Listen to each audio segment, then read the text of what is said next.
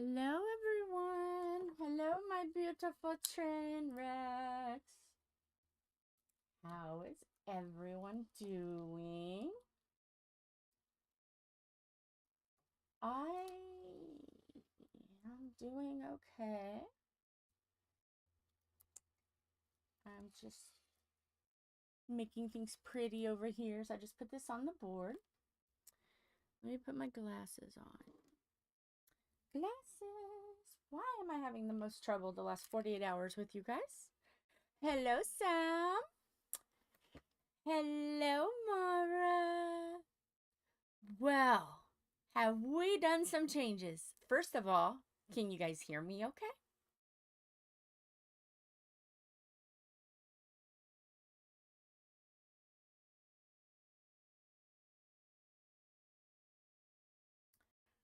Braved the Christmas chaos because he was feeling kind of yucky anyway, so he came on over.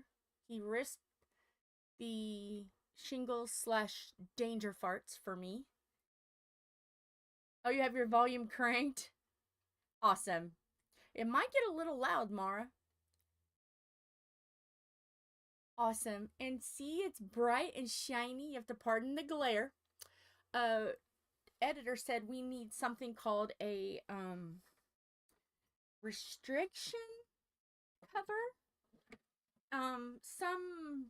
Some cover for lights. It diffuses. And so until then, this corner is just going to be very shiny. This corner of the board very shiny. So you'll just have to ignore that corner until we can get some light. Hi, Dari. Welcome. So we have this shiny. So pardon that. But the rest of it, we've got pretty lights and no more spoopy lights. And we have sound. Yay! So that's what we worked on. And then he woke up with a sore throat this morning. Editor has a sore throat. So it is a long, my maiden name is Long. It is a long tradition that one of us falls to illness. This year, long tradition 3, us trying to fight it, 0. Oh, I can do shadow puppets. Hi. Hello, everybody. It's nice to see you today. Welcome to the train wreck. That will go away as well. I just have to get the diffuser light. So, or the diffuser shade that goes over the light. We tried.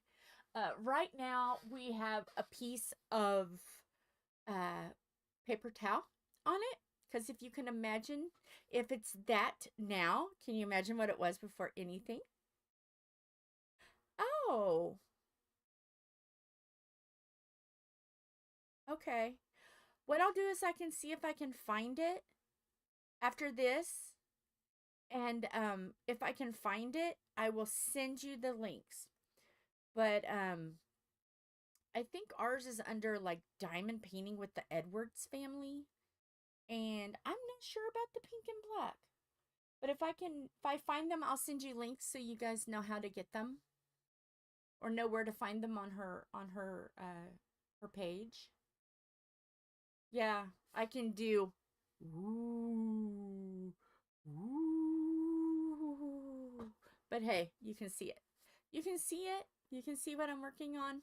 So hey, rather have a little bit of shadow than be spoopy all the time. You have Mushy's good. Do you have Crafty-ish Kristyn's? Hers is Pippy something. I'll find them and I'll put them on Facebook. So anybody who wants to look for them. Or I'll find what area they're in and type in the area so you can see all of them. Oh, look. I'll take a peepers. Because you know I love peeping. Peepers. So yeah. I'll look for you, Sam. I'll look for you. So yeah. We're a little bit of a lag. Not really a lag. But like, I think it's like 10 seconds, he said, from when I talk and show, hi, Carrie, to where you see it.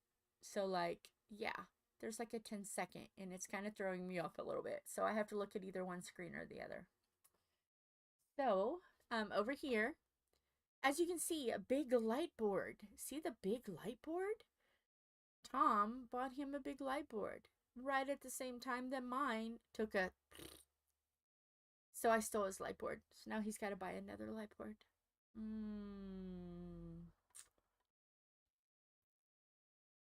So I had to cover it. So I went ahead and put my first painting for the pink and black event, hosted by Mushmellow and Crafty-ish Kristyn. But I had to put it on there because, as you can imagine, the light was just like rawr. So I had to cover it. I am starting sweet and going to chaos, you know. I gotta let everybody see that I'm not so bad. And then bam, craziness. So, oh, he is right. You can see my face in it.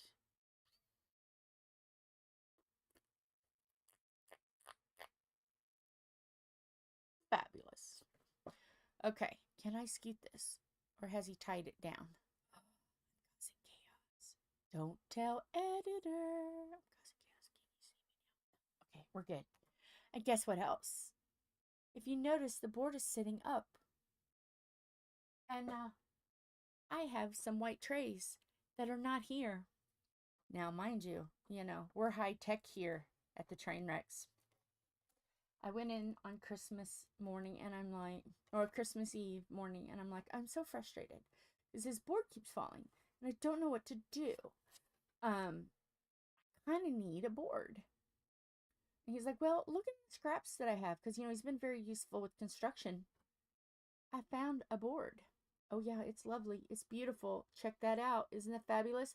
Only problem was it was too wide. So we took screws out, we took nails out, we took staples out, and then he cut it in half for me. So I now officially have a solid holder of thy board. So hopefully there won't be a crash, bam, booms. So yeah. Let's see. Anything else new and different about this setup? I told him I didn't want to be too professional. I mean, you guys come for the chaos. I mean, really. So, let's see. Got the board decorated with pretty little stuff. So this time, I'm going to shake it up a little bit before I do my spiel. We are going to go by train cars. And since I can only physically reach to here, this is the steam engine. This is the dining car, because we gotta have food. And this is the caboose. So y'all think about it. I will tell you when to shout out your answer. Not yet. I just want you guys to think about it. And then when I say shout it out, then the first one shouts it out. Yay. But we're going to do the spiel first. And yes, my nails are bare.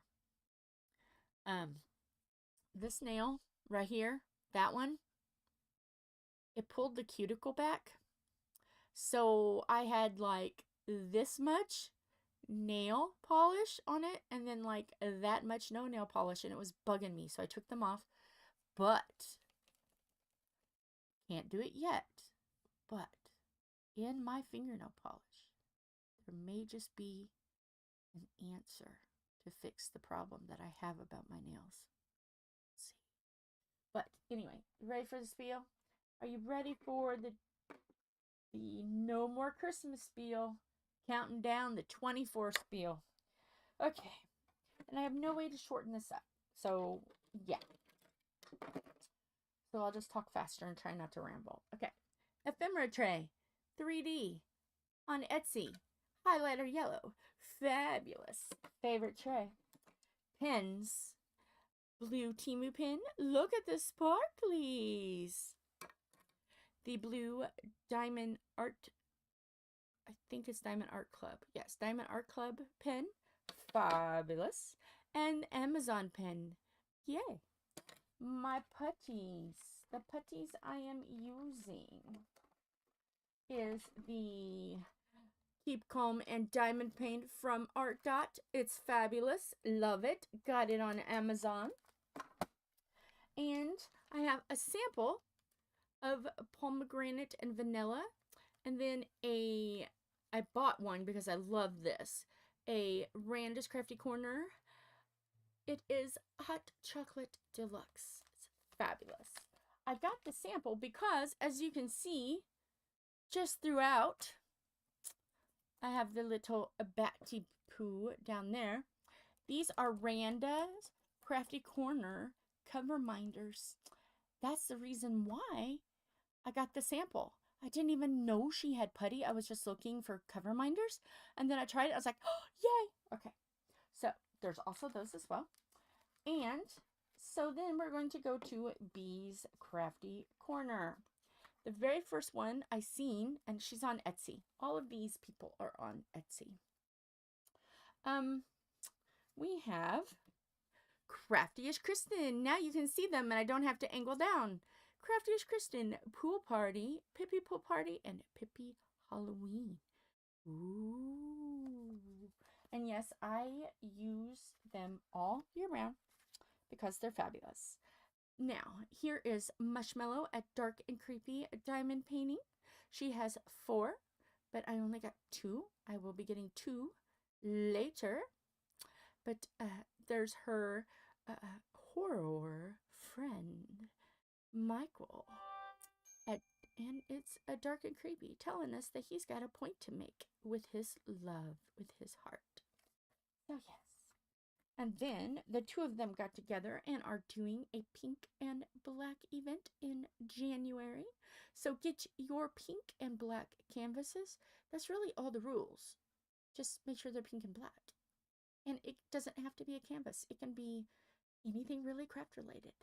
So go check out Mushmellow at Dark and Creepy Diamond Painting and Crafty-ish Kristyn on YouTube under Crafty-ish Kristyn.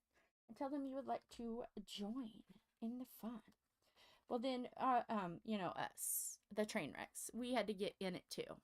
So there is Diamond Painting with the Edwards, a beautiful train wreck, and then our logo, Diamond Painting with the Edwards family, a beautiful train wreck. And then, of course, we got some samples. We have the very lovely and spoopy pumpkins and ghosts. And then the most scariest thing on earth for me is snow. Look at the snowflakes. They can stay away. Because that is what makes it very spoopy for me. And are you a member of the Beautiful Trainwrecks on Facebook? If not, what are you waiting for? Join our community. We have a lot of fun. Hopefully the link is down below in the description. If not, copy and paste, put up.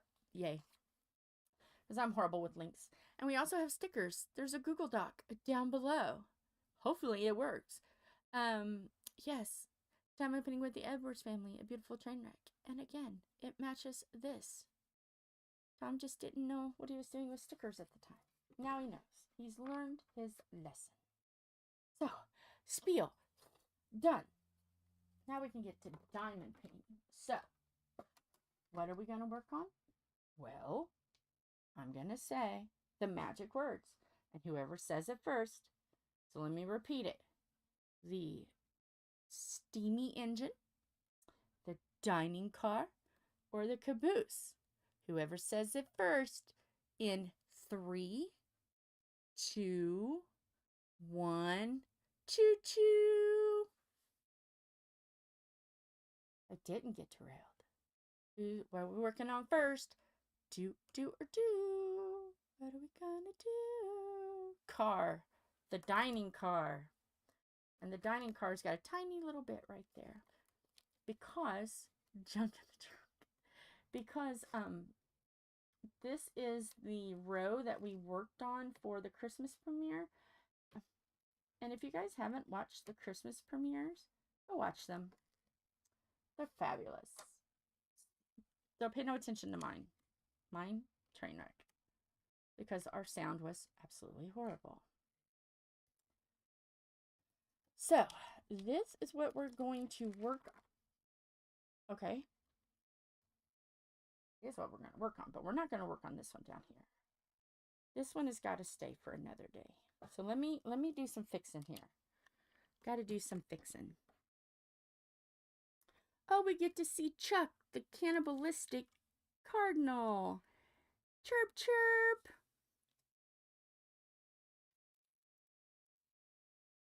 Fabulous.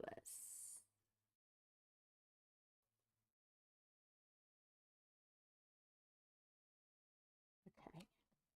Yeah, this is chaotic because the diamonds are already like on here. So it makes it a little bit more challenging. I got to completely undo this one so I can move it. Come on, Michael. He was trying to cause chaos and delay. Michael's not a very good, useful engine today. Okay. So, here we go. Let's move down the board. Pardon the glare. Remember, glare bad. Pardon the glare. Let's move down some more.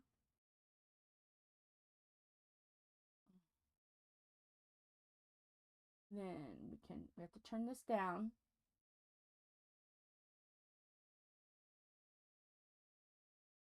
To 1. Okay, see, we're getting it. Ultra tight.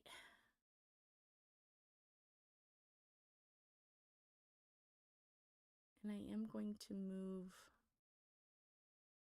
this down as we go. I just can't forget to move it when we get to here. Chuck means I gotta chuck it over to the other side. So, let's see here. How is this up here? I just gotta move Kristyn. Okay. See, this is what happens when you're not paying attention to the board and you just throw them up because you're in a hurry. Yay. Okay. Glasses off. Let me move the microphone over a tiny bit more so I can move this up so I can see. That's the one thing about it is I don't know which we're working on, so I got to do like a little shifting at the beginning. So yeah. All right. So how was everyone's Christmas? I don't know how mine was. Trainwreck.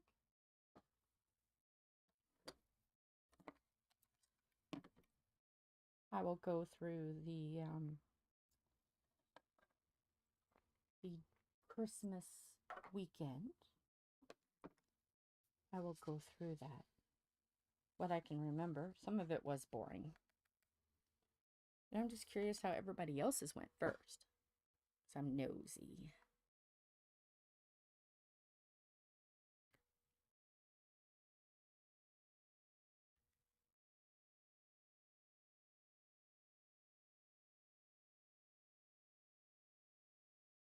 And I'm absolutely cuckoo for Cocoa Puffs. Sorry, editor. I know I gotta get a diffuser. Gotta figure out how to get one. Probably Amazon. You can get almost anything on Amazon.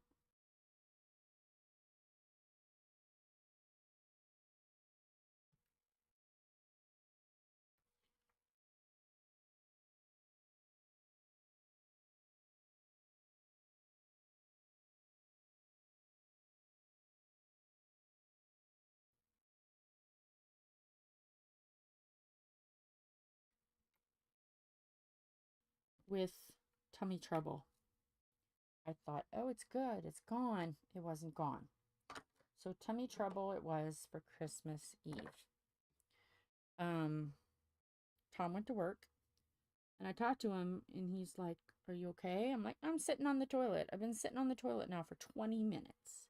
Because I was afraid to get up. Because I knew the minute I would get up, it would be a brown Christmas all over again. So I literally sat there for like 30 minutes on the potty.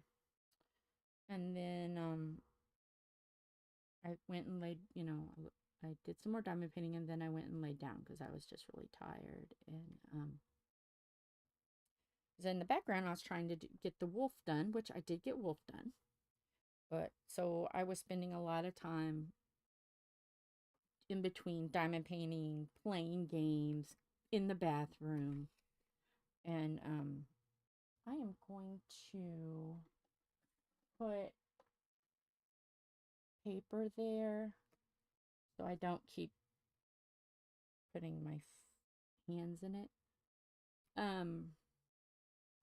But we played on Christmas Eve, we played Ultimate Skip-Bo. Now with Ultimate Skip-Bo, we changed it up a tiny bit. We didn't play with regular Skip-Bo cards. We got to figure out how to play it with regular decks of cards. And what it is you have to use the Joker instead of the wild card. So here at the beautiful Trainwreck, we don't play anything nice and friendly. We like to get cheeky.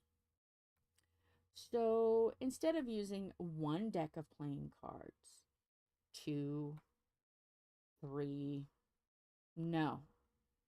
We use 10 decks of playing cards. Ooh, hopefully you enjoy that, Mara.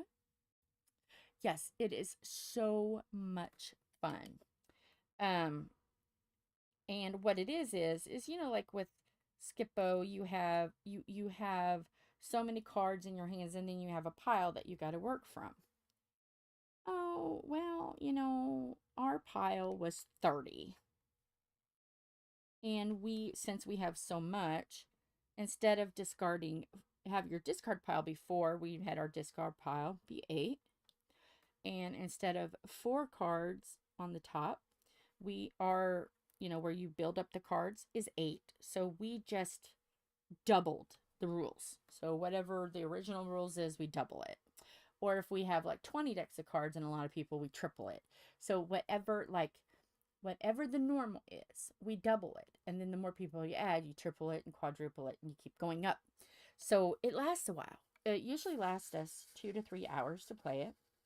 Sometimes it's lasted all night. Sometimes we've had to stop it, paper clip our cards all together, rubber band all of our everythings together, and then leave, and then the next morning start over again. We have had that when we go camping, because we do ultimate. I mean, it's like insane ultimate when we go camping, because we don't have any animals to worry about knocking anything over.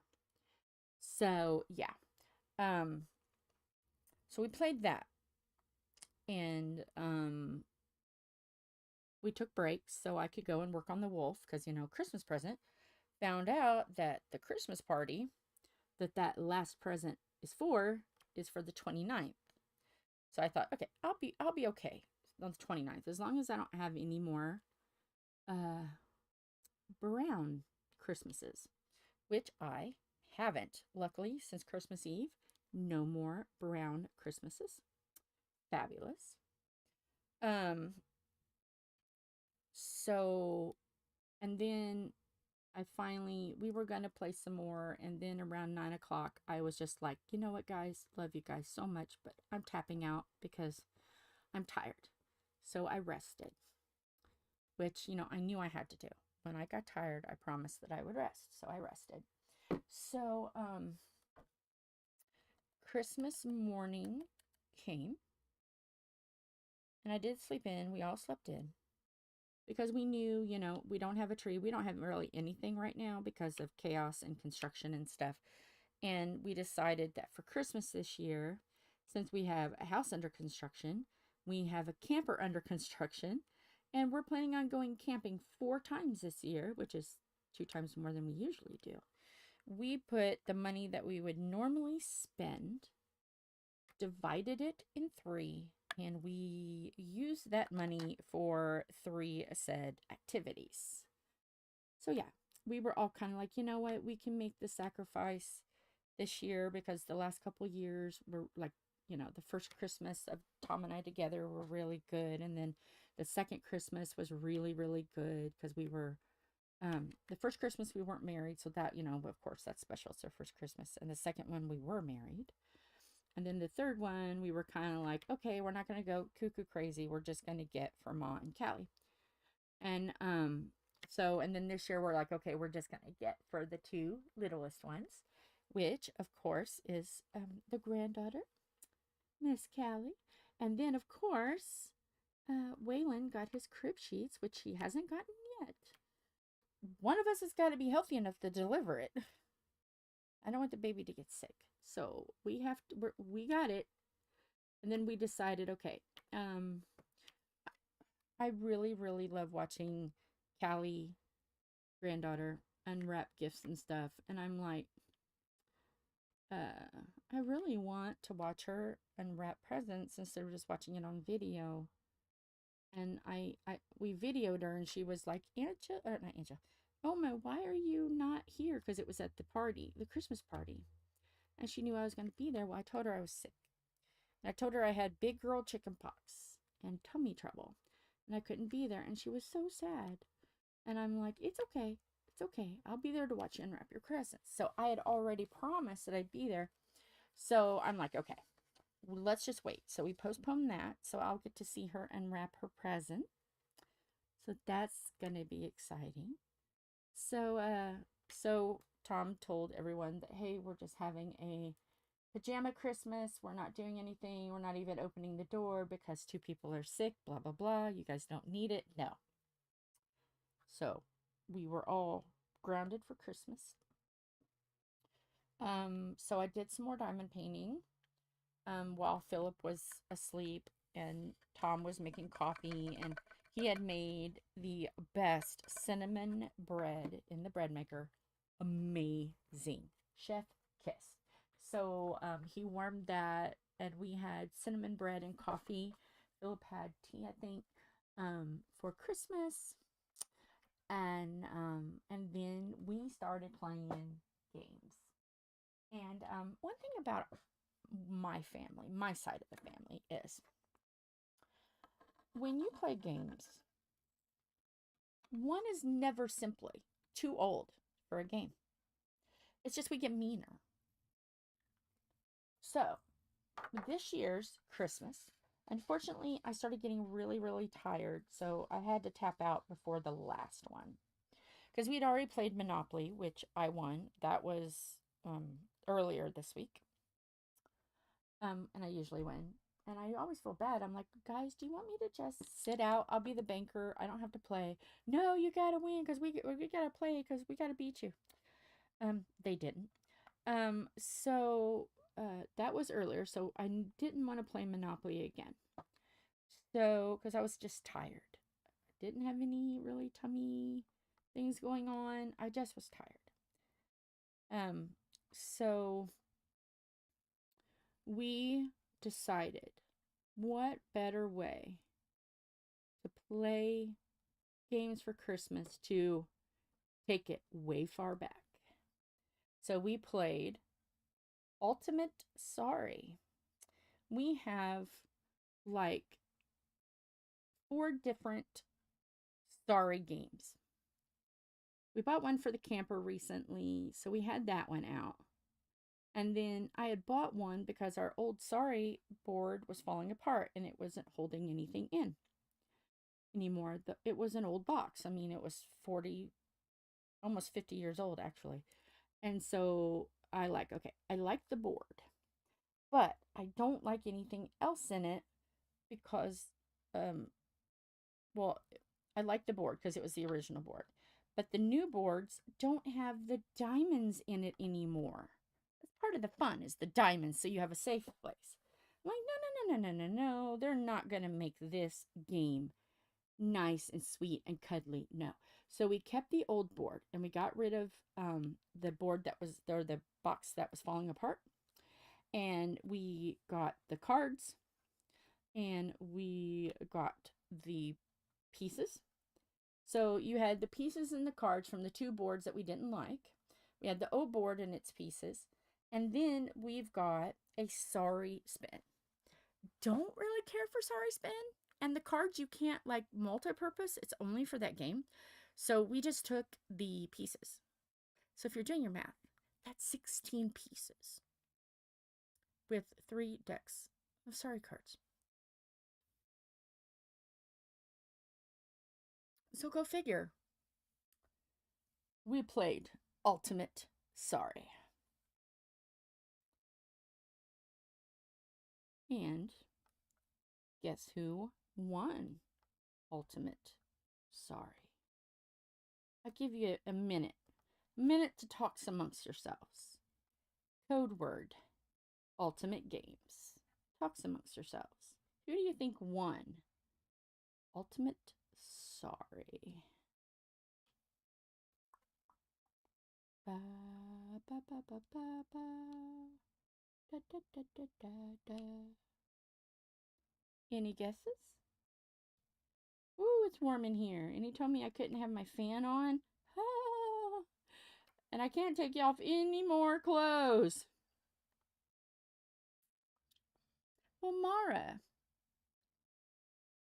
Oh, how does that line go? Flattery will get you nowhere, but do keep trying. I love that. I love that line. I love it. I love that line. I'm trying to remember where that come from. Flattery will get you nowhere, but do keep trying. Gosh, it'll come to me. Yes, 2 for me. Any for Philip or Tom?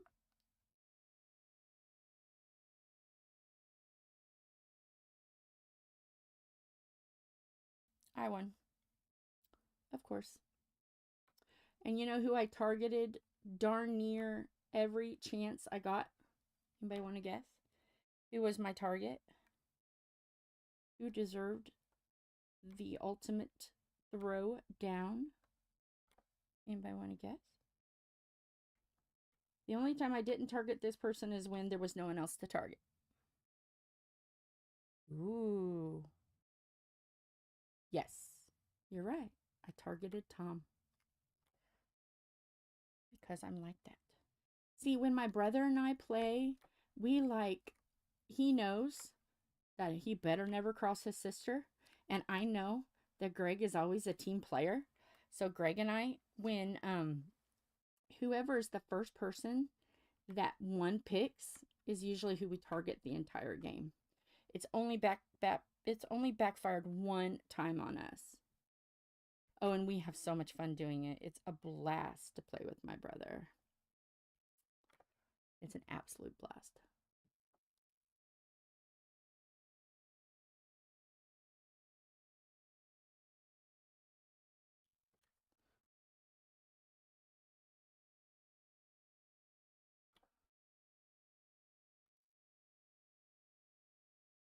So we took a couple hours, and I'm like, okay, guys, I need to work on the wolf some more, and then we'll play. Oh no, yeah, then we'll play more games. So I worked on the wolf a little bit. They got lunch all done because by that time it was, our bread had wore off. They were working on lunch. I was working on wolf, and then we sat down. And we decided to go even further back. Because Tom, they never played board games. What? They never played board games. And Philip and I were like, we gotta fix that. So we went way back. We went back to Candyland and Chutes and Ladders. Unfortunately, there was no way to make that meme.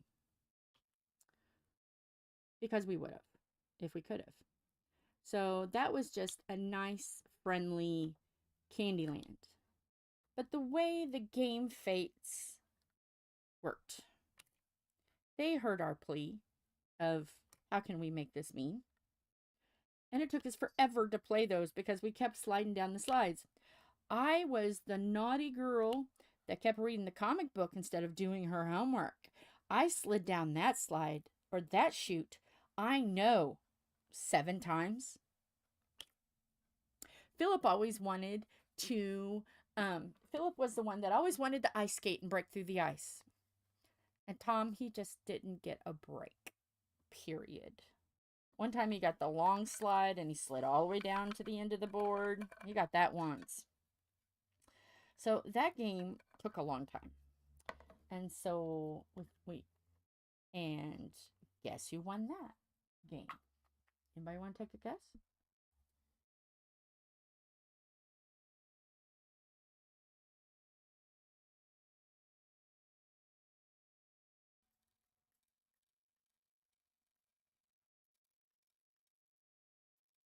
I'm hearing.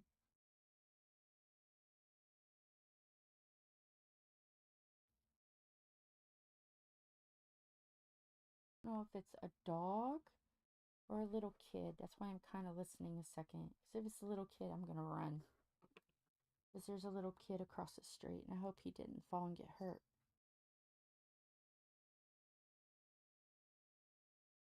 I don't hear it anymore. Maybe it was just a dog.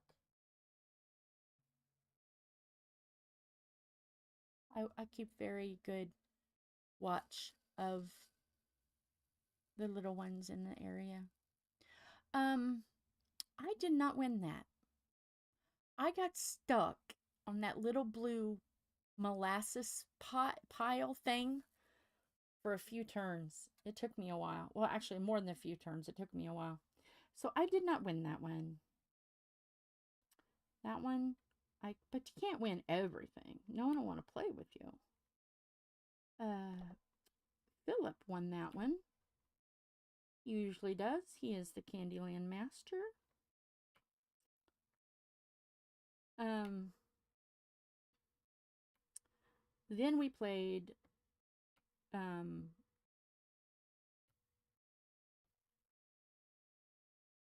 Candyland and then Chutes and Ladders, yes.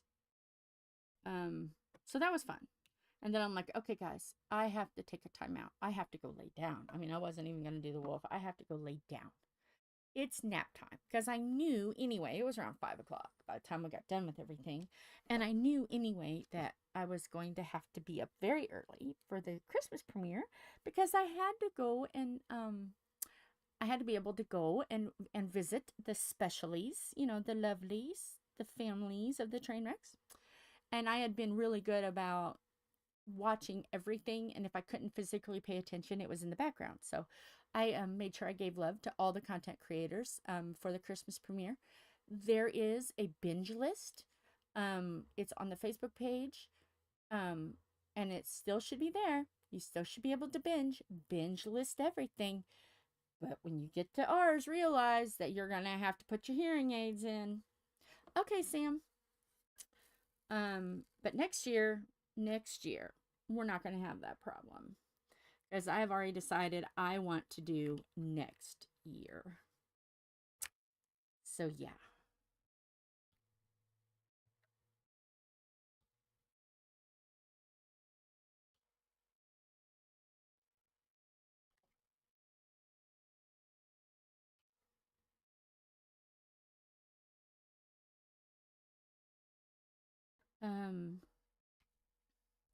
So yes, make sure you watch that. So I took a nap and I told Tom, oh, I'm too tired to work on the wolf. I just can't. He's like, it's okay, baby. Just lay down and go take a sleep. So I did. I took a sleep. I woke up and the partial pieces, like they're like this stuff, you know, where it's not quite done yet. He did a whole row for me. I didn't even have to ask. He just did a whole row and finished up a whole row for me. So that only left me with 6. So I did 6 of these yesterday and got it all done. So now he's got to go tonight and buy some sealant so we can seal it. I have frames coming tomorrow, and then we have to wrap and then go to the party Sunday at 11. Talk about close calls on this one. It's going to be like right at the last minute be done. So, yeah. But they were wondering if I was even going to feel like doing it. And I'm like, well, as long as I don't have any more brown Christmases, And I haven't yet since Christmas. So it's been 1, 2, today'll be the 3rd day. That'll be 5 to 6 days. So that's almost a week, so I should be okay. But as long as no one eats or drinks after me and I keep my hands really good and washed and stuff, which obviously I do. I've been sanitizing for everyone's protection. So, yeah. And as long as I'll have like Philip and Tom sit by me, and I just got to make sure that baby girl doesn't get in Angel's face, I'll be fine. But she's old enough now to understand, you know. So she'll understand, hey, Angel's sick, so I can't get in the floor with you, but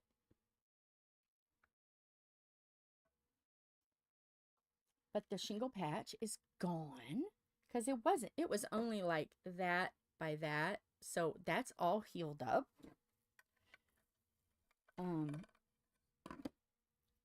So that's good. That's all healed up. And I was asking my aunt, I was like, well, is it okay? And she's like, yeah, as long as you're not running a fever, I don't care if you come over or not. And so I called a few other people and was asking, hey, do you mind? And they're like, no, we just won't sloppy kiss you. It'll be all right. Welcome back. So yeah, so I will at least get to have one get together.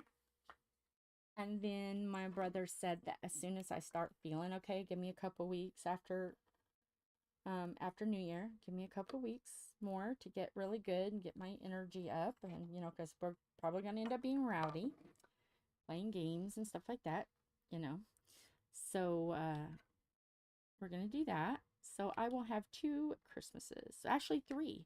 I called my grandma on Christmas Day and seen if she was okay. She was at home by herself, and I felt kind of bad because she was at home last year too, but she didn't really feel like going to Rushville for my uncle's wife, my aunt's family in Rushville. So she didn't feel like going. Well, last year we had already made promises that we were going to be somewhere else. So we couldn't. And then this year, of course, being sick. So next year, maybe we'll just have to say, okay, we're coming to get you. You're going to come to a Christmas party with us. I'll have to see. Gotta do some talking with some people. Or go like a couple days before Christmas and then spend a couple days with her so she's not alone.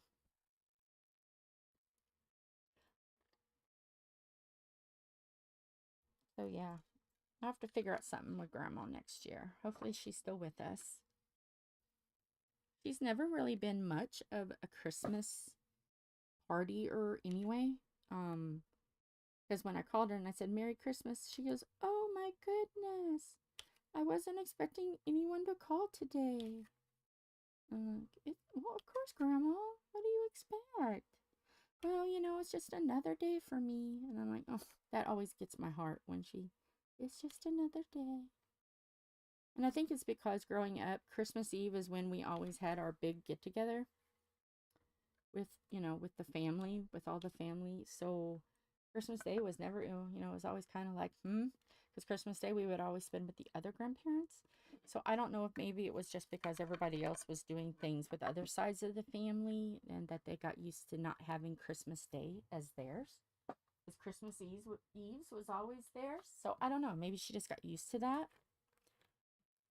So yeah, I want to do something special for her next year. She's 93 now. She'll be 94 in March 1st. She will be 94. So hopefully, I told her she's grounded. Told her yesterday she's grounded because I heard she fell. I'm like, Grandma, no, you're grounded. I ground all the people in my life that, you know, that I have left. Aunts, my aunt, 2 aunts, my uncle, my grandma. I ground them. Nothing can happen to them because I'm running out of family that are my elders. I'm running out of elder family. And yeah, they got to stick around longer. And then, of course, Tom's mom. She'll be 80 this year. So yeah.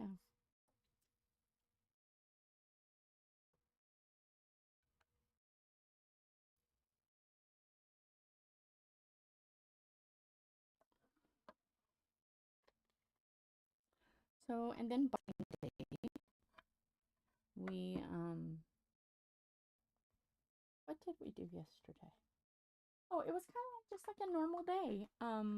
We didn't do anything really, really special. We just kind of listened to some more of the Christmas premieres in the background, and I finished Wolf, and Wyatt come over, and we did like laundry and stuff, and I talked to a couple friends, and seen how their Boxing Day went.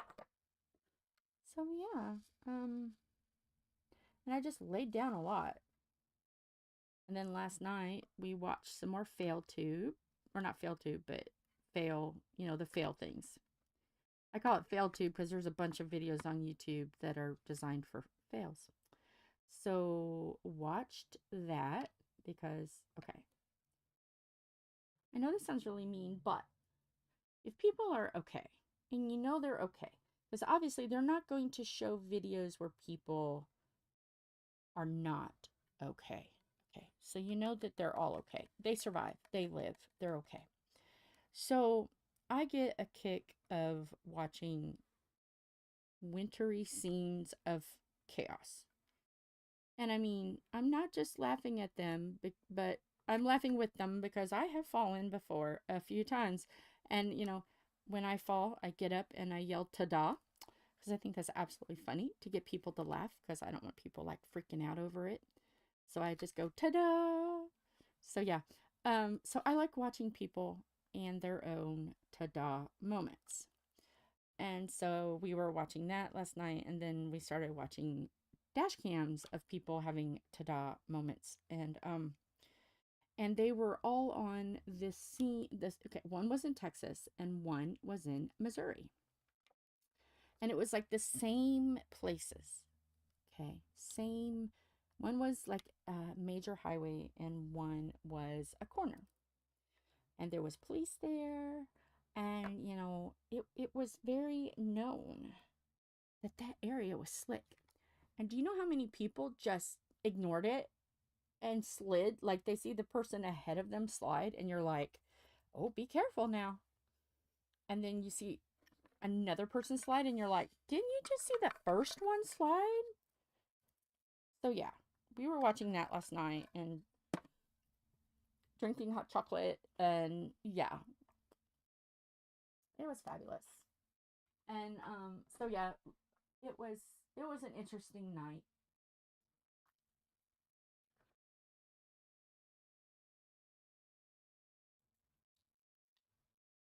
It was interesting. We finished up Christmas with a slide bang. But yeah, I know Philip had to be thinking, what kind of craziness are they watching? Yeah. And then I watched a couple of true crime murders. Of course, you know, you gotta watch that. So I had gone like a few days without watching any true crime, and oh my goodness, how did I survive? It was challenging. So I watched some of that once Tom went to bed. Because I didn't really want to work on this canvas any more than what was already worked. So I didn't really have a diamond painting to do. So I just put my nose in TV.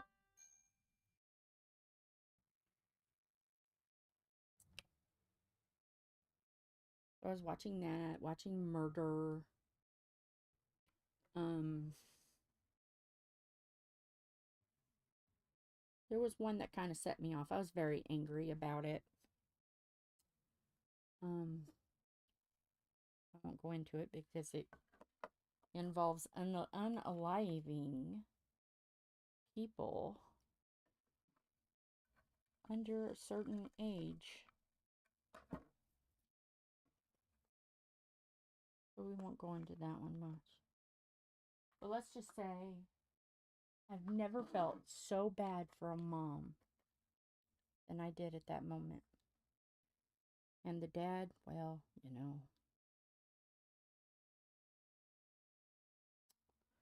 I'm sure he will be very well taken care of by people. But not to bring this down. Let's lighten it up. But you know, how can watching true crime ever end? Well, I guess it could end happy in the long run. Yeah. So I watched some true crime. I have to take this blanket off. Oh. It's like more things are getting taken off because it's warm in here. Because I don't have the door open because of the sound, so I had to close the door and can't turn over the fan. So yeah, I turned the heater down. So obviously, because the heat doesn't need to be on, but I'm sweating like I'm having a flash. It's warmish. So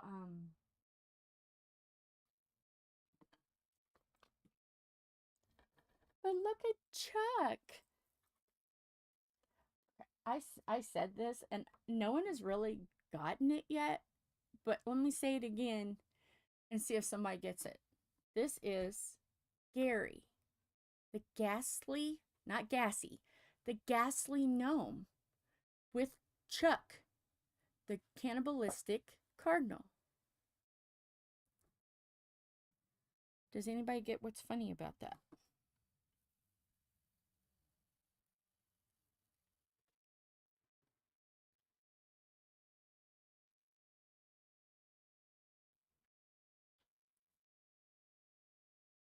If you take off the Gary part and the with and just say Chuck, the cannibalistic cardinal. What is he doing with it?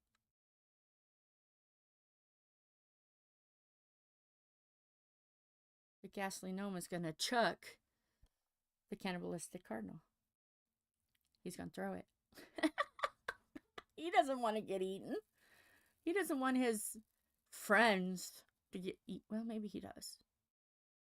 But yes, Gary is afraid of Chuck the cannibalistic cardinal. He's going to chuck him. Yeah, I thought that was funny, but it was kind of like undercover chaotic humor, hoping somebody would get it, and no one had gotten it yet. So I was like, okay, well, let me say it so everybody can laugh when I say it now. He's going to chuck the cannibalistic. I have to say it slow because if I say it fast, it's a tongue twister, and Tom laughed at me. He's going to chuck the cannibalistic cardinal. One time I said he's going to chuck the cannibalistic coaster. I said that once. He's going to chuck it. Yeah. I have a weird sense of humor. Just humor me, guys.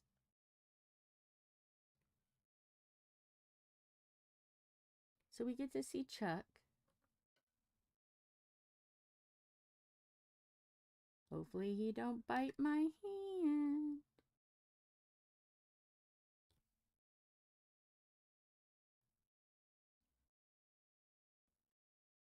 There's sevens all spread around here.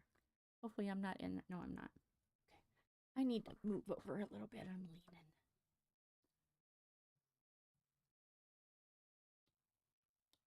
Okay. Gracious, eyes messy.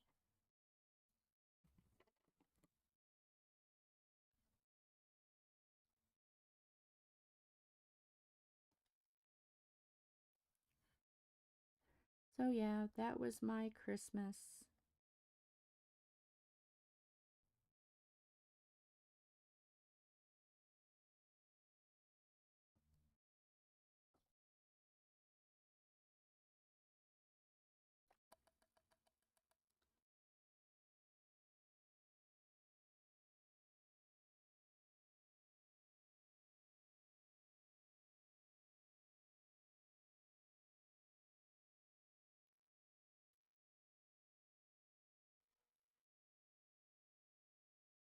So that will be fun. I just got to get better.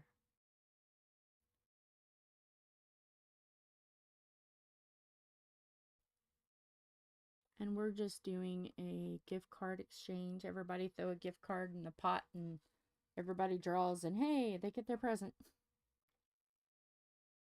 We're doing that. I mean, the youngest one, she's in 9th grade now, so. And one thing about Aunt Jill is all they have to do is come up and go, Aunt Jill, will you trade with me? Yes, sweetheart, I'll trade with you. So.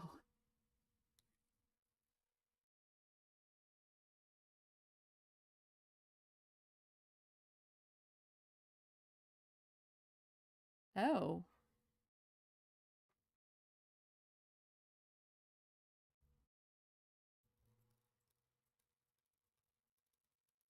Was she upset that you spent as much as you did, or? Well, I mean, it was a gift. You couldn't just say, I'm not going to pay for it. You had to do it.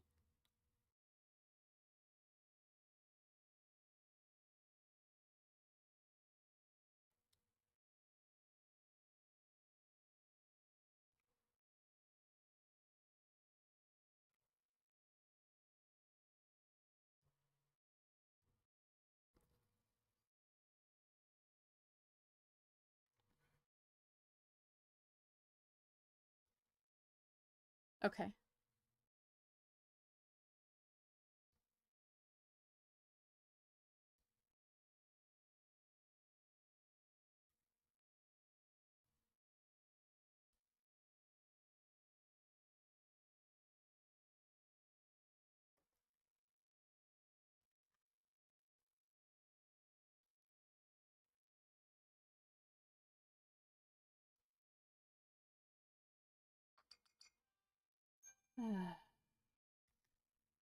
Every time I hear that click, click, click, click, click, that means something else is going on in the neighborhood. I've heard it a lot, unfortunately. And there was even pew-pews on Christmas night. Can you believe it? 4 different times. They weren't really close. They sound like they were about a mile away. So, yeah, I'm pretty frustrated and fed up with this crap.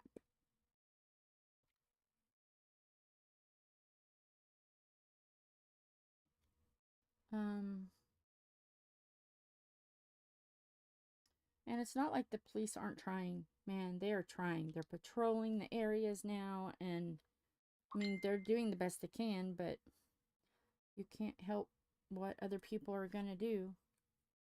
All they can do is just drive by and make sure the area's safe and make sure everybody's okay. I mean, there's nothing else they can do. Because you never know when someone's going to pew-pew somewhere. So that was a little upsetting. But, yeah.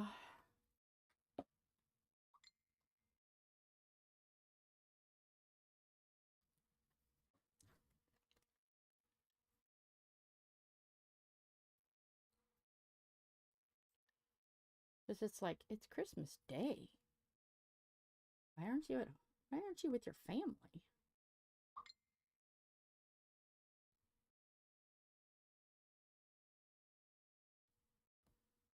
And I mean, sometimes people don't have family, and I understand that, but that doesn't mean you have to cause chaos on the street. It was kind of unfortunate. Well, I mean, not kind of. It was unfortunate. It was.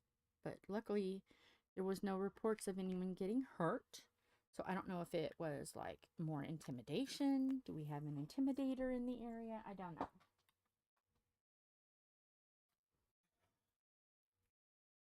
Yeah, it is.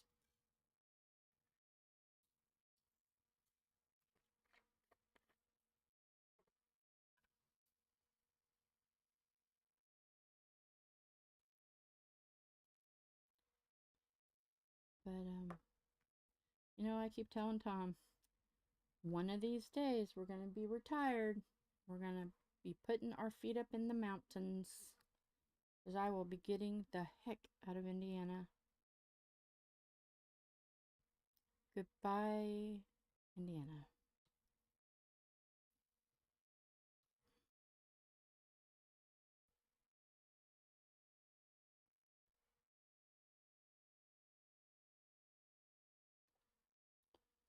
I want to move to a small little town.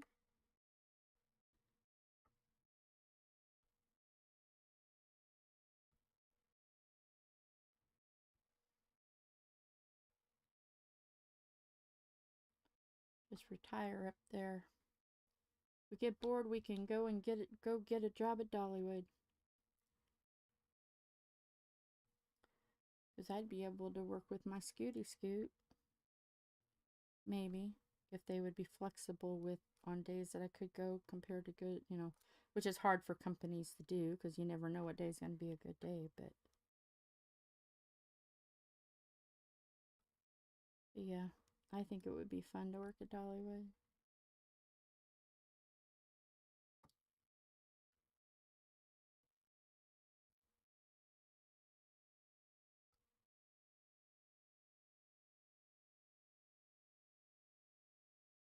Oh, do you? Yeah, I have family. I have family that lives in that same little town, but it's on the other side of the mountain. That's on one side of the mountain, but if you hop across that mountain and you go to the other side of the mountain, the biggest town is called Morristown, but there's a itty bitty little town called Bean Station. Oh, that must be Tom. And Bean Station, there's a road called Tater Hill. I'm not kidding. And all of my family lived on Tater Hill. And when they died, they all went down to the bottom of Tater Hill and got buried at the bottom of Tater Hill. So Tater Hill is very, very, very important to the family. So yeah, Tater Hill, where I will be. Hopefully.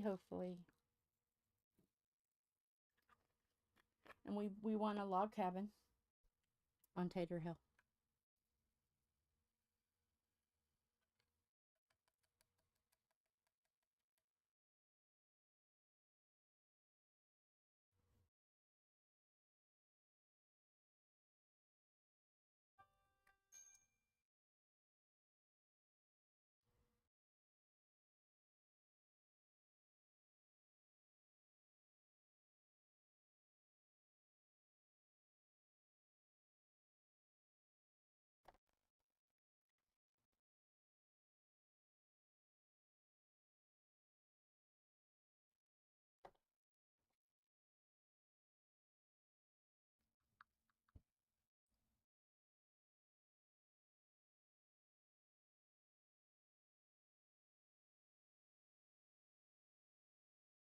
Yeah, that's him. There's the hunk. Okay, let me unlock the door real quick because I have to lock it to keep people from coming in. He's probably listening. Door is unlocked, Thomas. You can come in. So, yes. Tater Hill.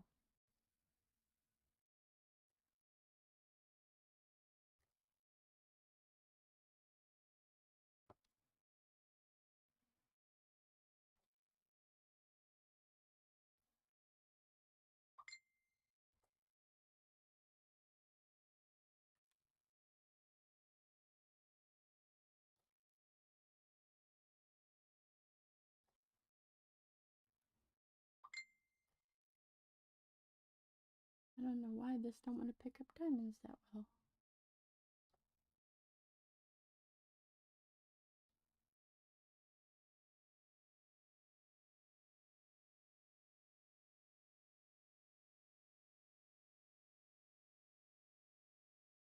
Does anybody else like have retirement?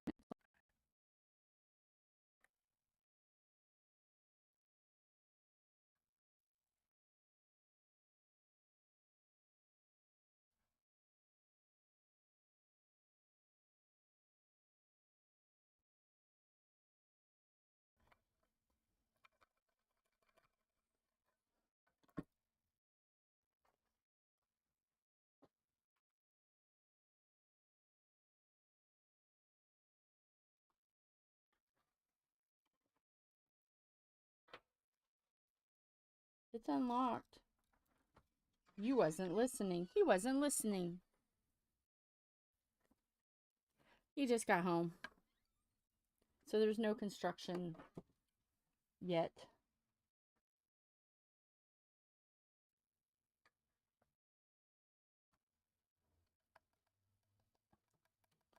Easy. What? I'm recording. You're not recording, you're streaming. I'm streaming, and you're throwing stuff on the table that's got the camera. It ain't the first time it's been bounced. Oh, Jesus. No, he was yesterday.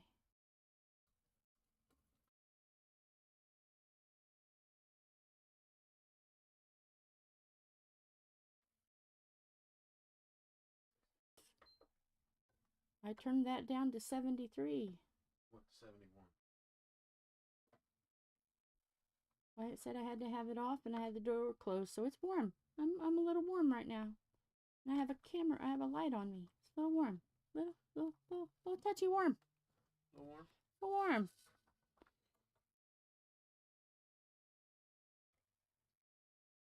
Come on. There. X.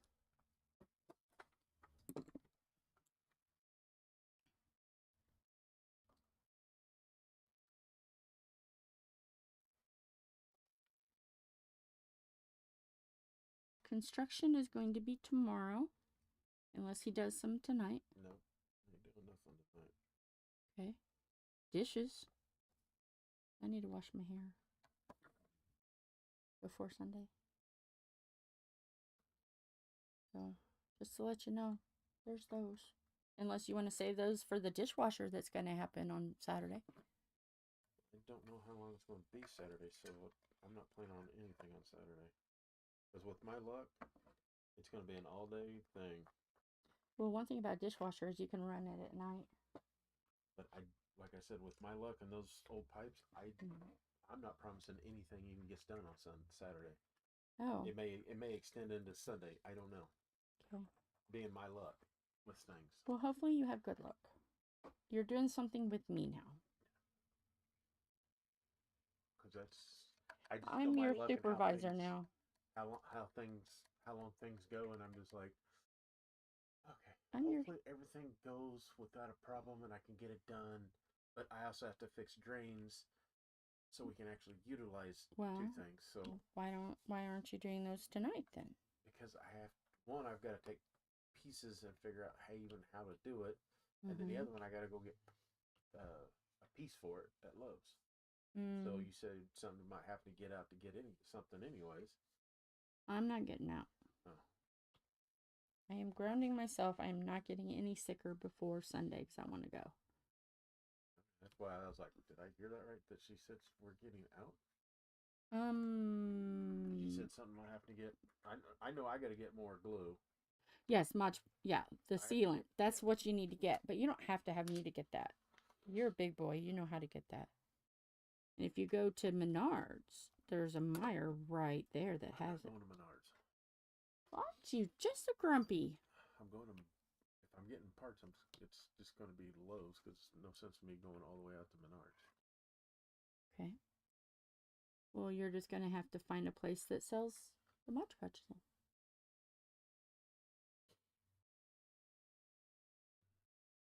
Which will probably be the closest place will be Meyer.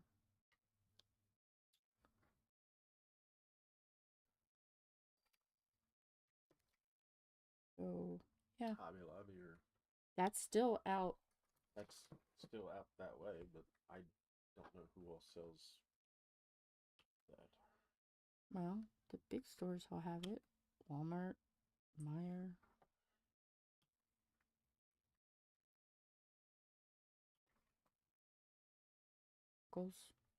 Joann's, Walmart, all that out there. So that means you'll have to go to the Lowe's in Avon. So it won't be closer. It'll be the same distance as Menards. How about that? You're still driving the same distance.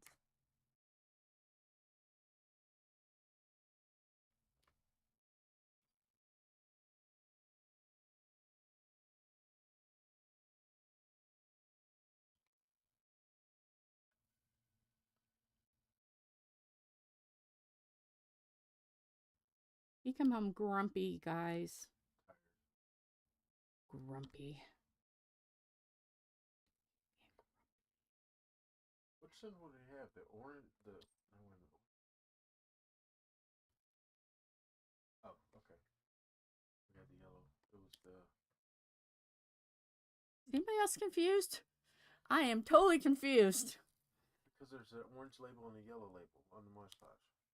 Oh. One's matte, one's gloss. And I think I've been using the matte. It doesn't matter.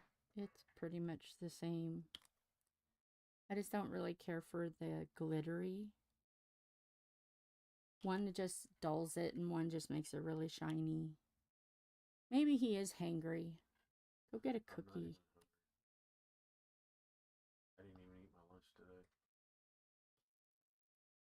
He's hangry. No, I'm tired because I went to bed at midnight and then I woke up like three or four times during that time. Let's see. I didn't have a whole lot of sleep. Let's see. Whose fault is this? Let's play the game. Is it Jill's fault or is it Tom's fault? Let's say a story. Once upon a time, there was a guy. And this guy, that as soon as his head hit the pillow, 99% of the time, mind you, disclaimer, 99% of the time, because he'll go, it's not all the time. 90, that's my impression of him. 99%. So, 99% of the time, he lays in bed. And I know that every night, the same thing happens. First thing, he gets in bed, and I start hearing,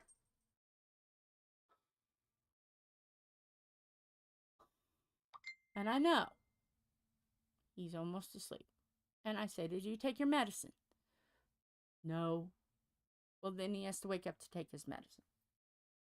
I also have a problem with stamps. No, we're not there yet. The second thing I know that's always going to happen is I'll hear just like that.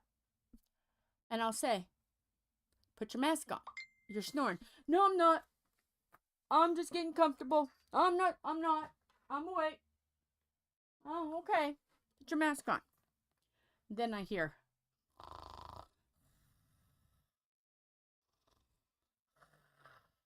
I'm like, wake up. Put your damn mask on. You're asleep. Now, by this time it's midnight. And I have woken him up 3 times. You know, after about a year of this, I think you would get the idea that, oh, I'm going to lay down. And there's a 99% chance I'm going to fall asleep. So let me take my medicine, gather my water, lay in bed, put my mask on, go to sleep. That's what you would think a normal person would do. But this is what I hear. This is the reasoning. Oh yeah, we're going to go full tattle on Thomas. This is the reasoning why. He obviously can't stand having the mask on right away. So, I guess this means that before he can wear his mask on, he has got to fall asleep 3 times. He's got to aggravate me to the point of cussing. And then I am hyped up and I can't fall asleep because I've had to fuss at him. And then I have insomnia because, you know, when you get upset and you realize, well, if he would only just put it on, he could just go to sleep at 10 and not have to be bothered. And he would never be tired and cranky. Who is at fault here? Is it me for griping because I'm frustrated that he's in this pattern, which he never sleeps right? Or is it B, that he has to be an annoying little butthead? I'd like to have the answer in the comment. Family. Who is right and who is wrong in this situation? Last night was, oh, even though last night I got a different reason. Last night reason was his feet were cold. He has to warm up his feet before he can take his medicine and put his mask on. Gotta warm up my feet. I gotta get comfortable. Well, if you put your mask, I'm staring at him now. If you put your mask on and take your medicine before you get in bed, when you get comfortable, then you're comfy. You don't have to roll back over, get up, take your medicine, lay back down, and put your mask on. You're already comfortable and asleep. Why must this happen? It's a year. That was the other night. It doesn't matter. Last night was not my feet. It doesn't matter. It's always feet, belly, not comfortable, can't breathe. Yeah. Well, if you put your mask on, you can breathe. No, you can't. Not me.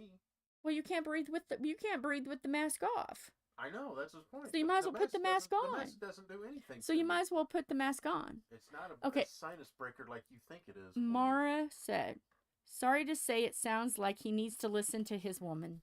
Thank you, Mara. Thank you. I appreciate that. I can't breathe with that. I can't breathe without it. I'm not going to breathe with it, so... But you might as well have it. Yes, so you might as well have it on so I don't have to wake you up 3 times. Can you imagine having to do this spiel every night for a year?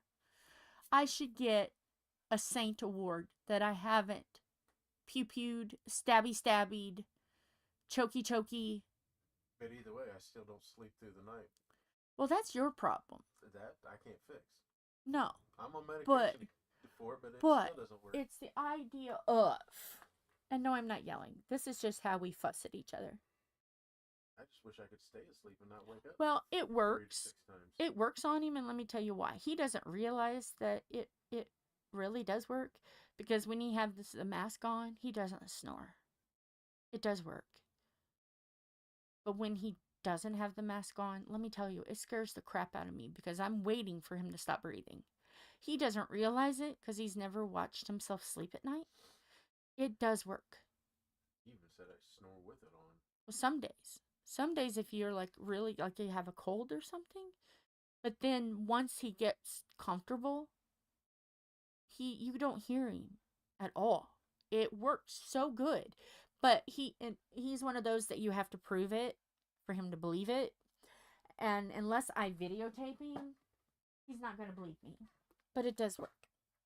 And even the people, when we were there for the, his test,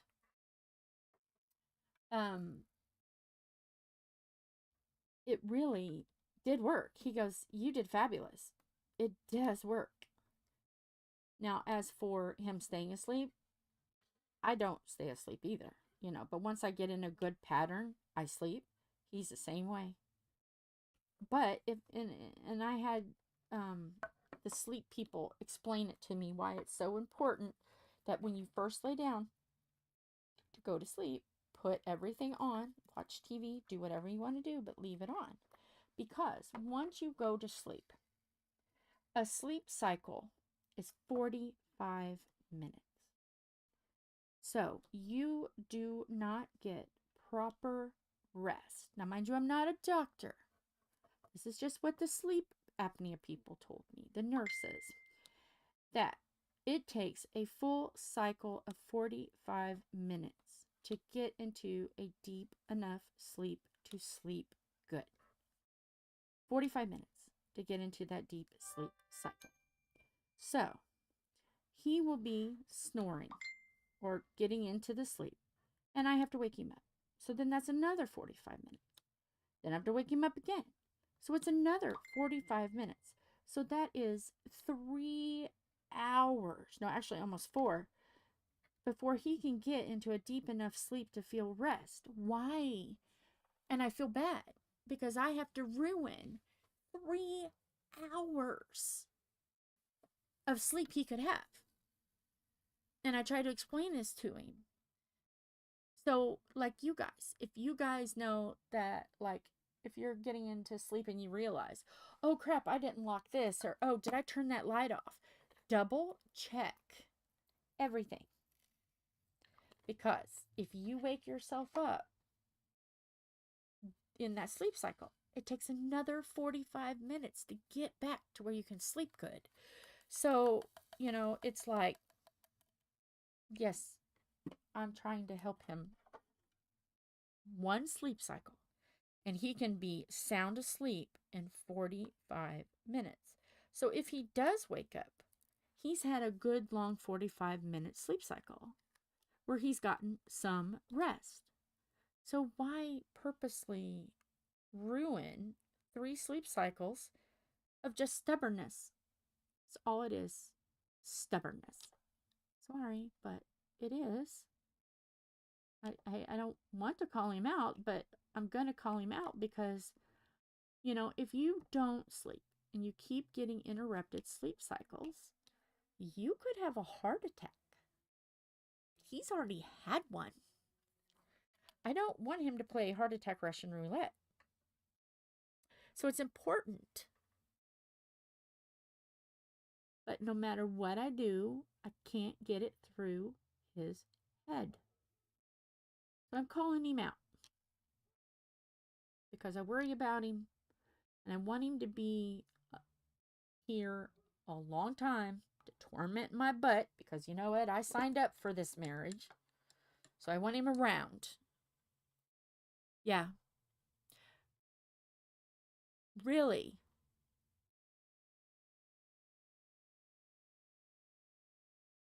Really.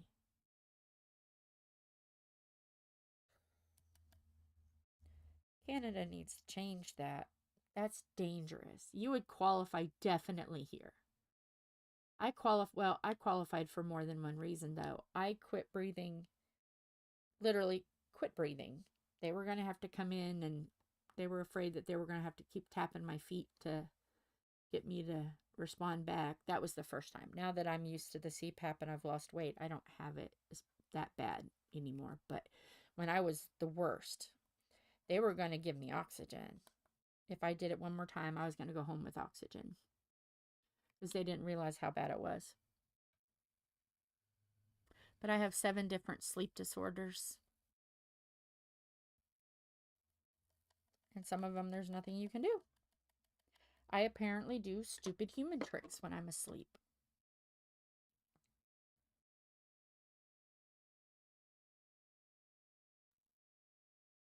Let's see. The most interesting stupid human trick was when Philip was little, and we had stairs, and there was this bank door that was left.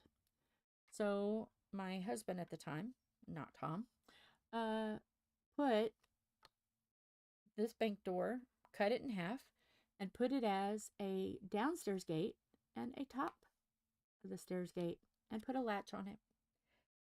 You would think, with Philip just being little, it was going to be for Philip. Oh, no, no, no. It was for me. Because I had this horrible habit of, and what sealed it, because at first I don't think he believed me. What sealed the deal is I went downstairs one night, and I was dreaming that I had to make a salad. I walked, we had just like a regular baby gate.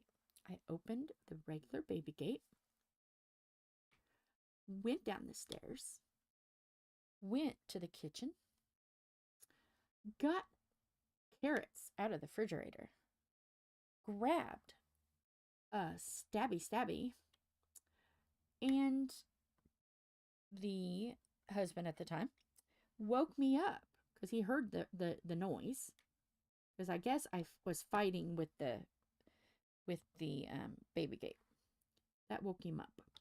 So I was going to make a salad. I was going to cut carrots asleep.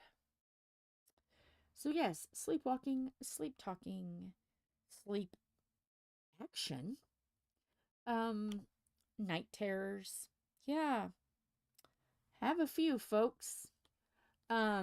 So yeah. I was going to make a salad. He decided then, this gate needs to be a little bit better. Not for Philip, but for Mommy. Mommy needs a better gate to keep her upstairs. So then he did it, put latches on it, made it harder because you have to physically like bend down to open it. You couldn't just lean over it. You had to physically put your hand through the railing to open it. Well, there was one night it didn't get shut right away. So I went down the stairs. Again, how I did not fall down the stairs and break my neck, I'll never know. Went down the stairs, and in my dream, I was angry because no one took the trash out. So I went to the cupboard, and it was in it was in like our kitchen cupboards, but the bottom ones, and there was one like off by itself, and you had to open the baby latch and get the trash out. So, apparently ninja skills, because he did not hear me until I started screaming. Well, that night it was very cold. One of the coldest winters we had had in a long time. So here I am, just in pajamas, nothing else, fidgeting with the back door because he made it to where you had to push in the door to open the double lock because obviously, you know me, I sleepwalk. So, I was fighting with it and I was screaming, "Get over here, take this trash out, blah, blah, blah." So he heard me screaming. He came downstairs, and here I am with the trash in my hand. He said, and he was just watching to see if I could get it open, because obviously if I could get it open, he would have to fix that. Well, what happened was, in my dream, I got so mad, I threw the trash down, and I went to go wake up John, and I stubbed my toe on the computer chair, and it woke me up. And he's like looking at me going, well, at least know the door will keep you in. Like, oh my gosh. So then that was enough to have him take me to the doctor and say, okay, is there anything else we can do? So I got some medicines and stuff. And then recently, luckily, what happens is my brain don't shut off. And that runs in the family. My grandpa had problems sleeping as well. So tried different medicines. Nothing worked. Well, recently we found a medicine that so far, knock on wood, has worked. Have I yelled, screamed, tantrum, got up? I have a couple times, but that was before the medicine, wasn't it? I think so. The one time last year, I thought a cat was in the plastic at our windows, because we have our windows plastic over, and I thought a cat was in it. So I was ripping the plastic, literally ripping the plastic, trying to get a cat that wasn't there out. I've done that here. Has there been anything else I've done, Tom? I know I haven't done anything recently, have I? No. So the medicine is working. So yeah, I like to do stupid human tricks. Does everybody know where stupid human tricks comes from? David Letterman used to have a segment, instead of stupid pet tricks, stupid human tricks. And I always loved watching those. So yeah, I have stupid pet tricks. I'm talented like that, I guess. But I haven't since they got the new medicine.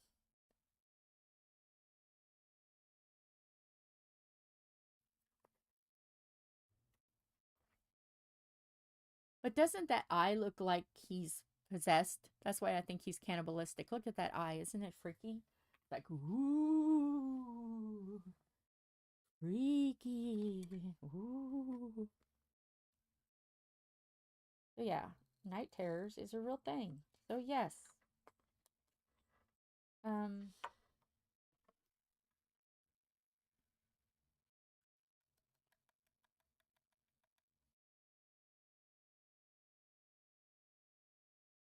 It always makes me really nervous when I stay at somebody's house, you know. I always say, okay, now I'm prone to this. And when I was younger, people used to make fun of me, and it kind of hurt my feelings because I couldn't help it. So, I'm like cautious staying with people's house. They gotta, you know, they have to promise that if I do something, not to make fun of me, you know, because I can't help it, you know. And when you can't help something, and people make fun of you, you know, unless I'm laughing. If I'm laughing, I'll say, okay, you can go ahead and laugh at me. That was a dumb bunny. So, but there's times that people are mean about it. Don't be mean. If you know somebody's got a medical issue, don't be mean. Be nice. And show words of wisdom. Because, sometimes we can't help it.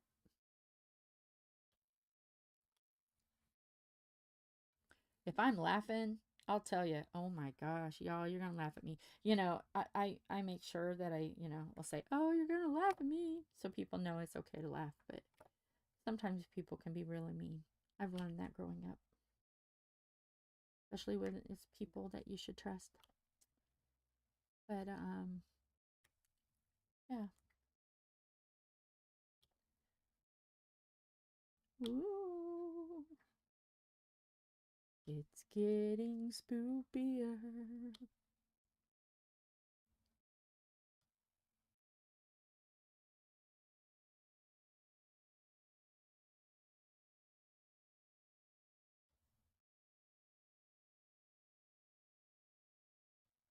Okay, yeah.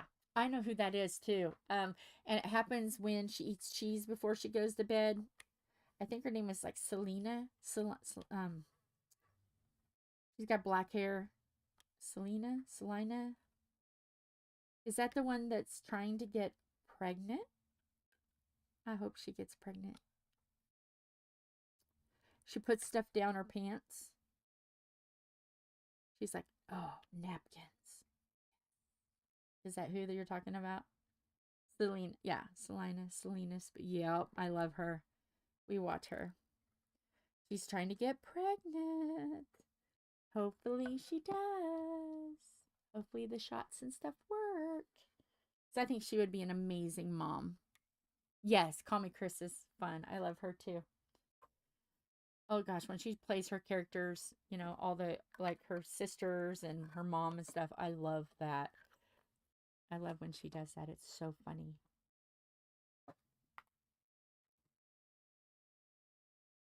Where's the bee?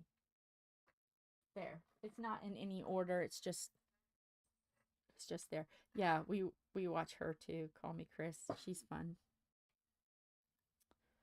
And I also watch the she has a daughter, and it's like Pleasant something. Oh. Her name is Gwen. And her daughter is Abby, I think. And they're always doing, and she always wears different kind of glasses. Pleasant something. She's good. I like her too. She's funny.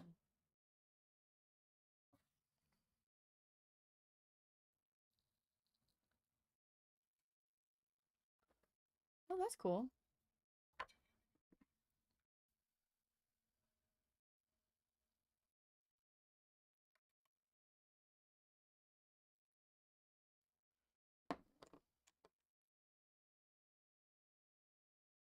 But it's Pleasant something, and I don't remember the name of it. But oh my gosh, her and her daughter's banter is hilarious.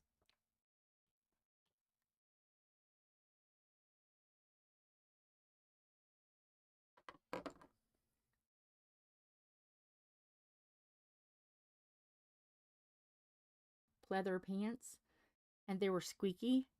Oh my gosh, I laughed so hard at her.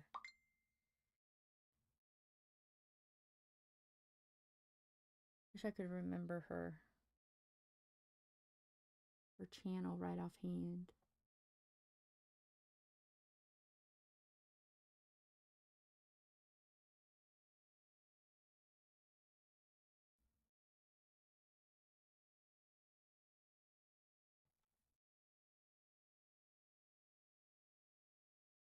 And she does for school lunch. It's funny.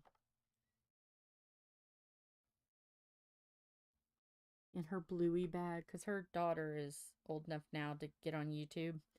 And like, she likes a bluey lunchbox. It's so funny.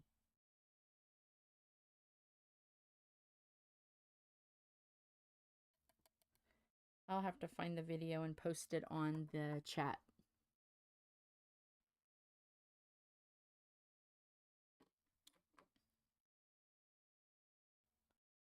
So she has those magnetic glasses that you can change all the time, and I'm like, those are cool. But my glasses, I don't, they're so strong that I don't know if I could get fancy, fun glasses.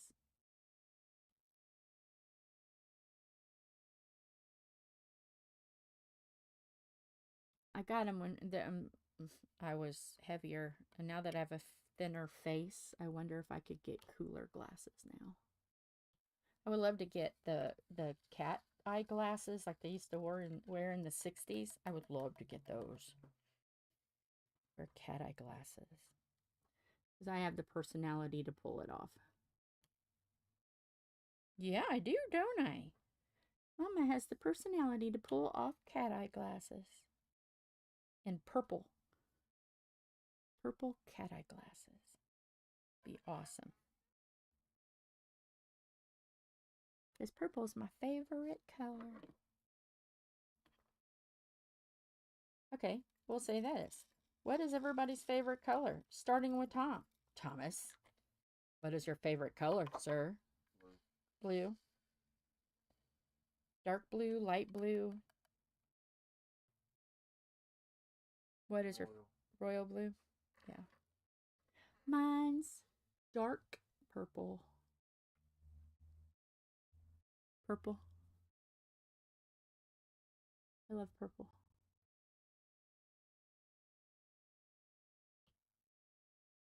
Come on, get off my...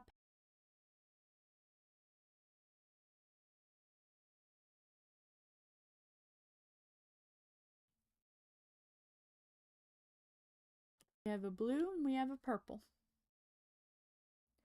So if you're watching this, hi, on replay. Hi, how are you? Not hi. That sounded wrong.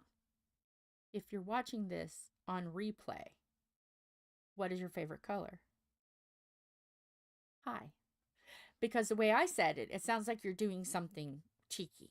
I didn't mean for it to be that way. Don't watch. Well, unless you really want to watch. I can't imagine what it would be like to watch me using something cheeky. I can't imagine. Can't imagine the chaos.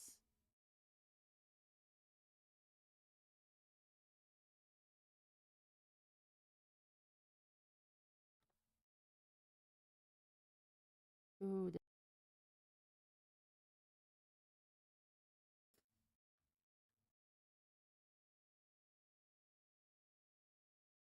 I've got vanilla in my pen. La la la la la la la.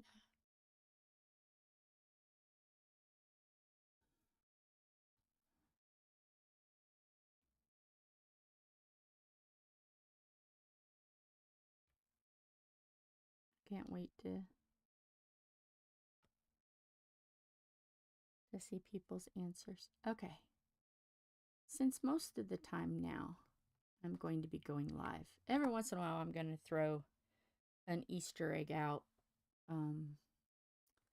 If I'm sick or I don't feel good and I can't do a live, I got to get those back from Wyatt. He's got my card. Or my passport that's got my videos. So unless he wants to put them on for me in case I feel yucky, I need to ask him about that. So Monday, Wednesday, and Friday, starting in February, because all of January I'm going to be doing the same chaotic schedule of working on canvases. And I'm trying to decide if I have some different options. I can A, work on it strictly on lives, or B, work some behind the scenes. So what would you guys like to see? Since I have 5 canvases, do you want me to work it strictly all live so you can see the progress as it's being done? Or would you like me to do some of it behind the scenes so you can see it done quicker? A or B? Post down below. If you are watching this on replay, post down below. And you can't say whatever you want to do. Nope, that's not going to be allowed in 2025. I want honest opinions from my beautiful train wrecks. Most of them, well, all of them are going to be 30 by 40s. So they'll pop up pretty quickly.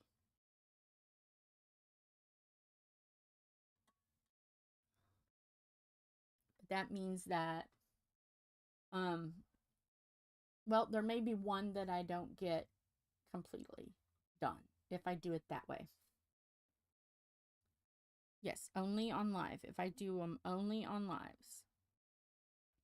And I don't work any done faster. Okay. So we have one only on live and we have one way you can get it done faster. So we need a tiebreaker.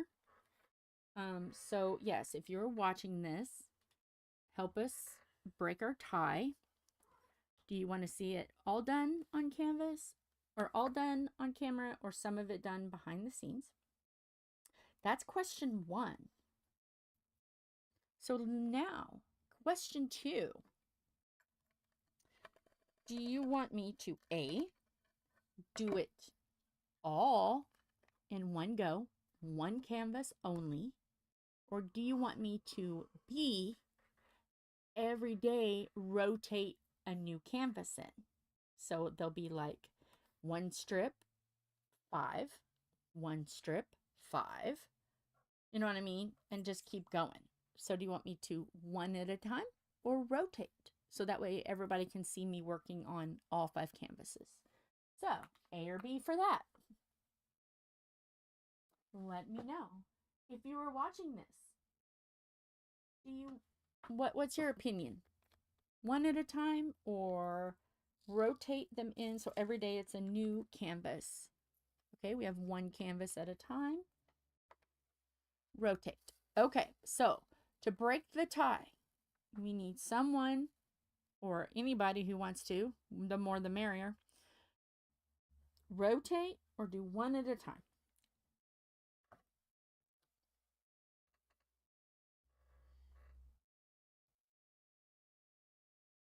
So yeah, I guess we'll know.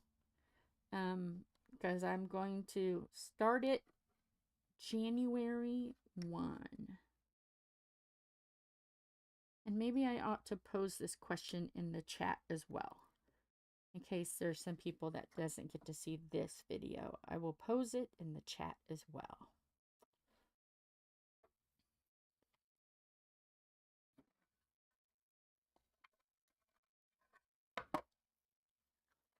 Because I think it would be fun to kind of shake things up.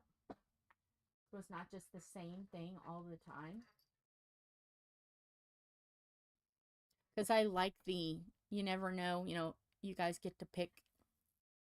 It kind of makes it to where it's not boring to me because I never know what I'm going to be doing. So it kind of puts in an element of chaos. And I love that. I love chaos. I don't even pick, well, these I picked because they're events. But like normal ones, normal things I do, I use the spinner. I let the spinner, what I'll do is I'll spin one for a large canvas and I'll spin one for a small canvas. So it gives me, like, if I get tired of doing the big canvas, I have a small one to work on. So yeah, I do that. So I just I always have a big project and a little project on the go when I'm not doing events. So yeah.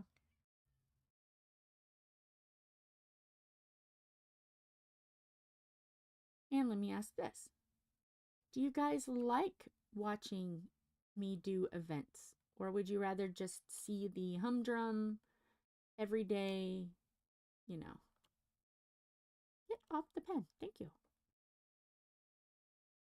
I'm curious if you like to watch events where I do it instead of doing 3 videos a week and 2 shorts from Wyatt. Or do you like the everyday? Or do you want to break it up? Like some months are events, some months are not. I'm curious.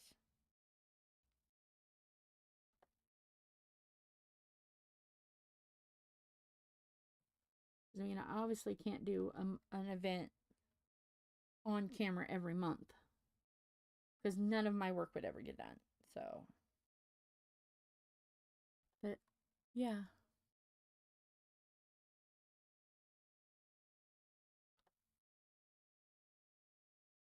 Because last year I did 3 in event style. Or no, no. This year I did 3. I did Steampunk Kitty was an event, and then I made an event out of Queen Elizabeth. I kind of did my own little, that's more of an exhibition. I did an exhibition event style. And I did do an event, the purple canvas. And then, so I guess I did more than I thought events. And then I did my own event just to kind of try it out, you know. It was just kind of like, oh yeah, guys, I'm doing this. So if anybody wants to get out WIPs that been in the closet for a long time, you know, hey, grab it and let's work on it a little bit every day, kind of a thing. That was just kind of like getting my toes in the water. So yeah.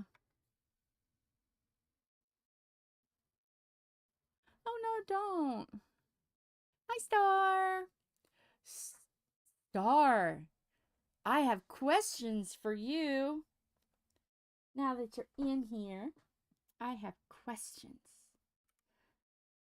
The first question was,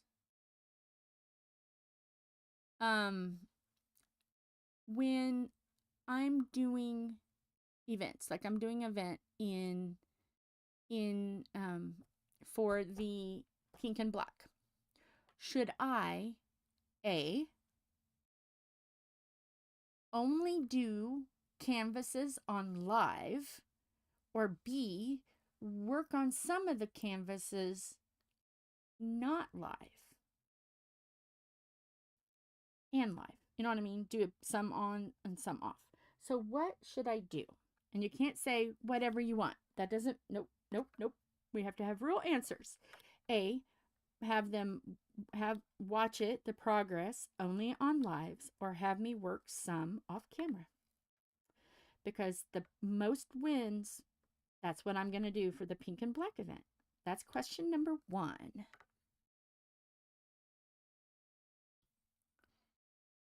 You didn't know you were going to come in here and have pop quiz.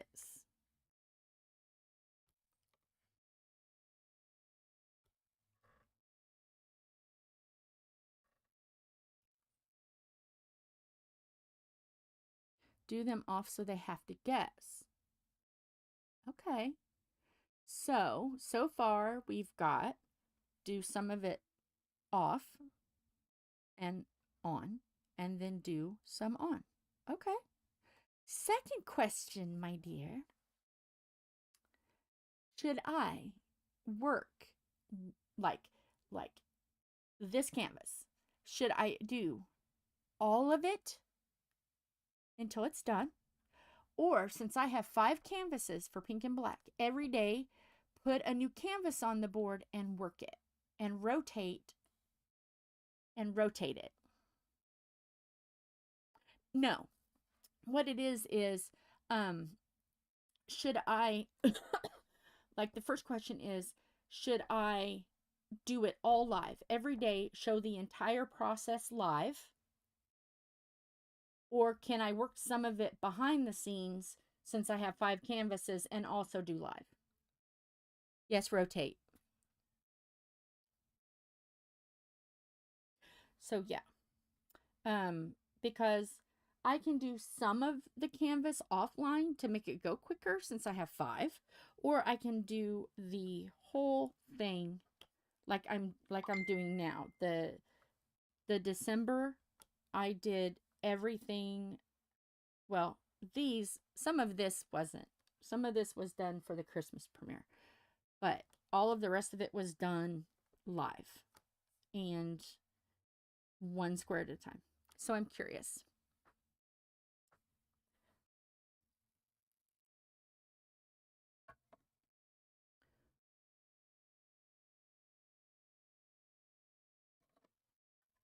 Because I will work on these. Even after January is done, I'll still work on these until they're done. It's just my schedule will change in February.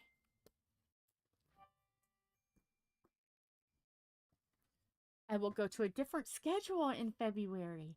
I will do 3 lives, 2 like shorter videos where Wyatt, the editor, is taking like funny bits, or like important bits, or you know, bits that I want in, and making short videos on them for Monday and Friday. So if people can't watch the entire live, they can see like highlights of them. Okay, so yeah, so that's gonna happen. But then when I do lives, or when I do events, I will do lives. And then of course Saturdays, I am going to be with Mara. And then Sundays, it's just going to be a day for me to watch videos and diamond paint in the background, because I have 50 paintings that I want to try to get done this year. Some of them are like, one is, what was that one? 70 by 100? The big one, the waterfall one. 50 by 100. So I got to work on that too. My goal is to get all 50 to completely wipe my stash out in 2025. So yeah, so Sunday, Sunday's going to be my day to just listen and diamond paint. But yeah, and then of course behind the scenes I'll do stuff. So yeah.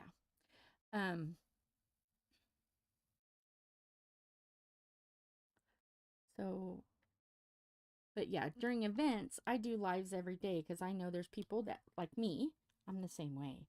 I like to watch people work.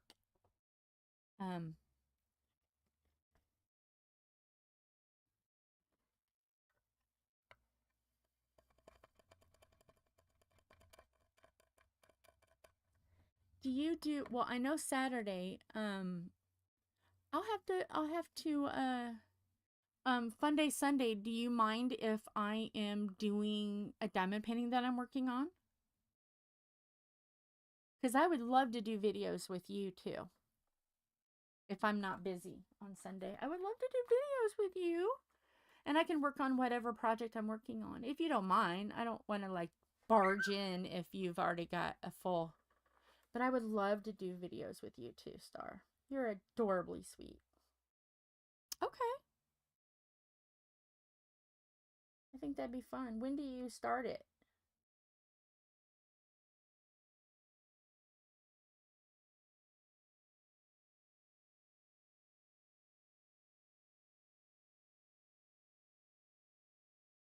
I talk to.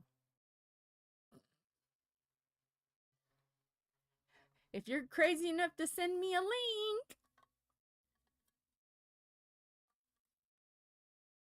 And then I can also listen to Mara's as well. Mara, when do you start yours? So 11 Mountain Time. So that would be, I'm Eastern. So that would be 2 hours. I'm 2 hours ahead of you. So that would be 1. If I'm thinking right.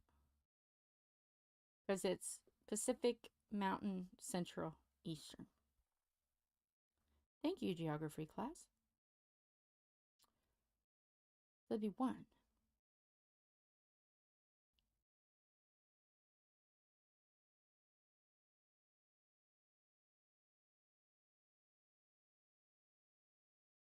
Yeah. I was gonna, and what I'll do is if Mara's stream is on the same as yours, okay, what I'll do is if, yes, 1 o'clock. Awesome.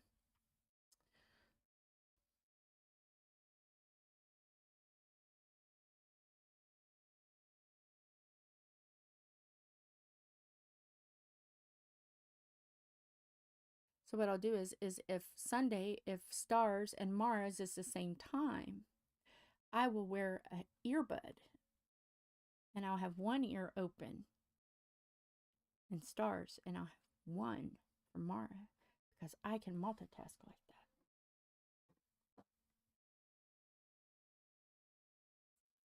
I can multitask like that. I don't know when hers is. Mars, have you decided on times or anything?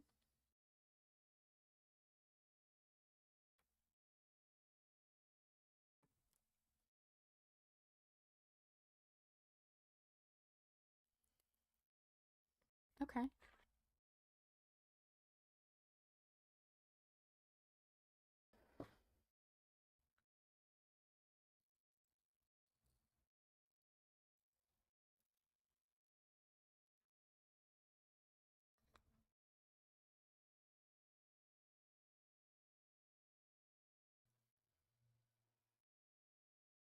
I swear that sounded like a motorcycle.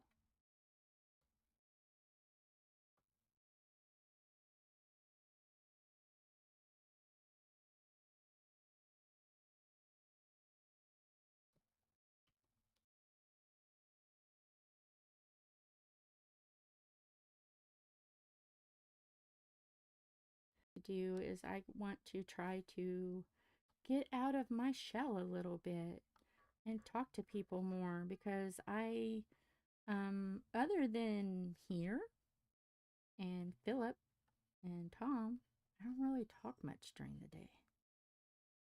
So yeah, this helps me get out of my shell when I go to other people and can talk. And so yes, I have goals this year.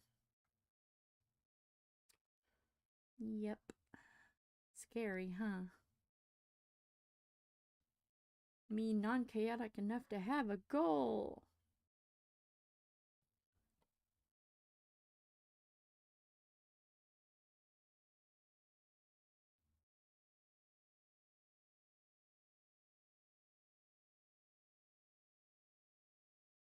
Yeah.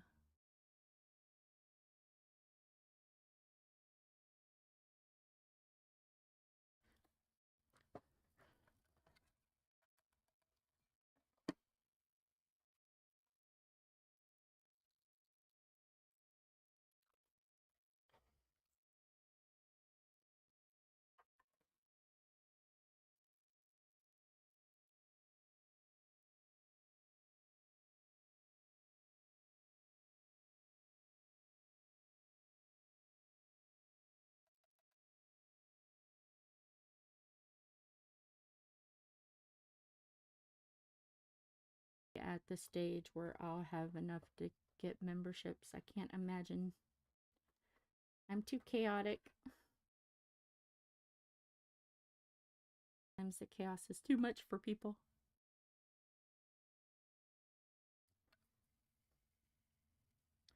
This train wreck is gonna be free. Grab your ticket. Strap in tight. We got racing harnesses. It's racing harnesses for this train wreck.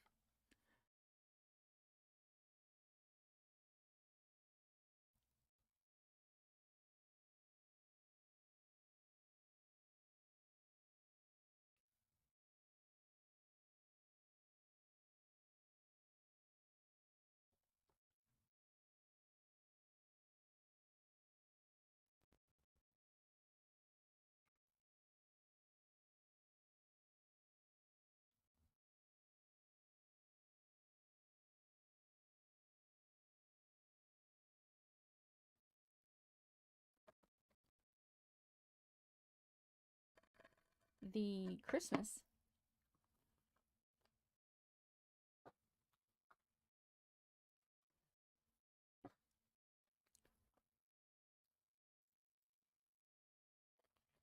But I'm the type of person that if I get over 200, I'll be stunned. I'll be stunned. Because I don't know. I don't have the latest and greatest. Obviously, we're using a camping light with paper towel taped on it. Wyatt's trying to rub two sticks together to get this to look decent. He's trying, bless his heart, and sound decent compared to the trainwreck on the Christmas premiere.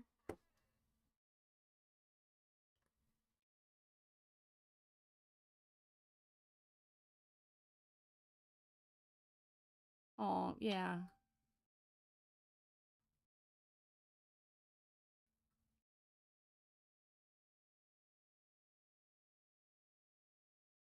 Enough to warrant that. I mean,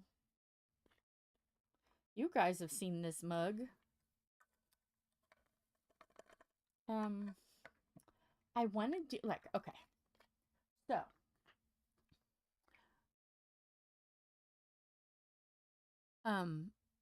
the first year, you know, last year, my birdie just chirped. Last year, I was like, I'm just gonna do it. Just gonna experiment, and see what happens. You know, I'll do friendly canvases that won't offend, blah, blah, blah.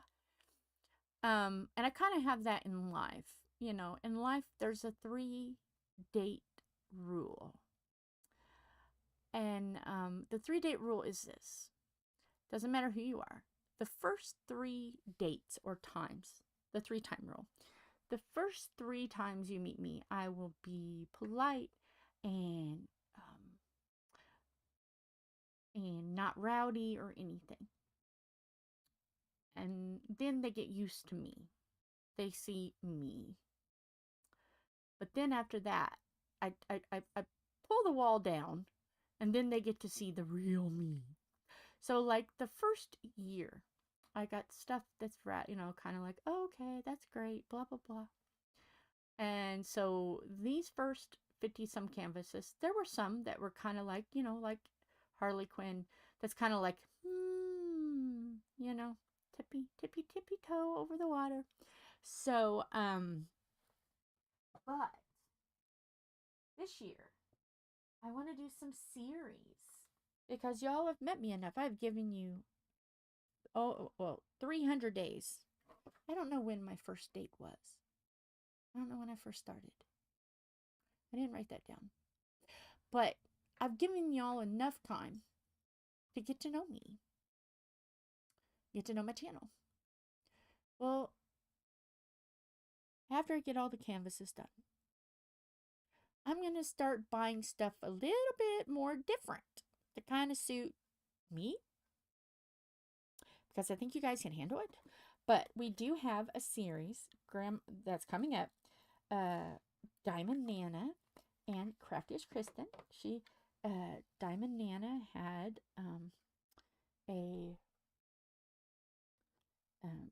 had like a little prize thing, and Kristyn won it and was like, you know what, hey, I want to give that to Jill instead. So I've got it, and it's 10 canvases, more of an outdoor themed setting.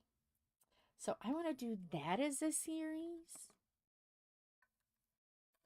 after I get everything else done. So hopefully I can get, I know I'll get all 50 done. Hopefully I can start the series this year. If not, then it'll be next year. But there's going to be a series of outdoor canvases. There's going to be a series of those, I've seen them and they're neat. And I've seen them before, but I didn't know how people would take it. But I've seen one on Mushies and I'm like, I just have to do that. That is so, I think they're so neat. And that's the tarot card ones. So I want to do some a book of tarot cards ones, and do like the serious ones and the funny ones, because I think the funny ones are a hoot too. So I want to do a book of those. I want to do outdoor ones. I want to do a artist series. Like I've got a few of them. I might hold those off until the end so I can start the artist series. Like I have Starry Night and stuff like that. So there are those, like the older artists that I want to do a series of as well. So yeah. So those three I think are going to be the series that I work on first. Either the end of this year or early next year. I want to do Diamond series. I want to do a spoopy one, which is the tarot one. I want to do a serious artist one. And then I want to do a fun outdoorsy one. Because Tom and I love outdoors. So yeah. There's going to be some series as well.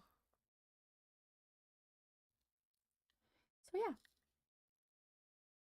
And I have some that I want to get done this year that falls in that. So I may say, okay, we're starting this series early, you know, but I want to do a series. I think it would be neat to do those three.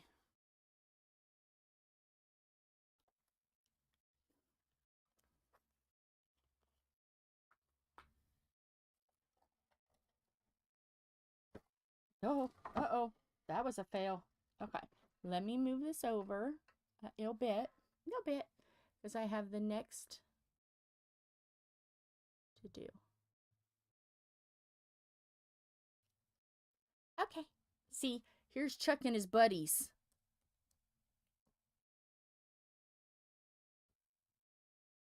Clarence and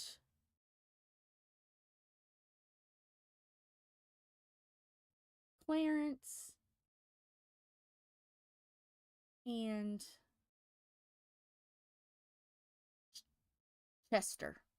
Clarence and Chester. Well, hi. Totally Zen. I love that name. Totally Zen.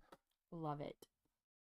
So yeah, we're just having some conversations, talking about next year goals. All right. Okay. Let's start going here. We are already at 2 hours, so hopefully we can do this in 3 hours. Let's see if we can get this all done in 3 hours. I bet we can.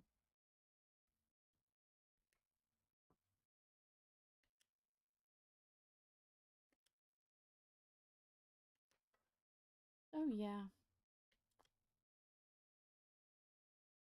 We're gonna see the cannibal cardinals before we see Gary, the ghastly gnome.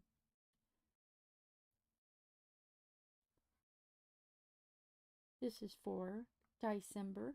Ho ho horrific holiday. And I know it doesn't seem scary, but we had to create a story. And this story is, once upon a time, there was a gnome. He was ghastly, evil, and wanted to be alone. Well, here come Chuck, the Cannibalistic Cardinal, asking, "Can I borrow your mitten? Because I am hungry."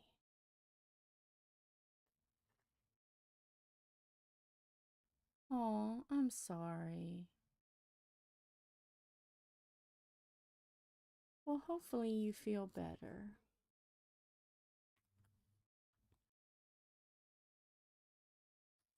So yes, I think it will qualify, even though it is very pretty and sweet and kind, but I think the backstory will help me qualify.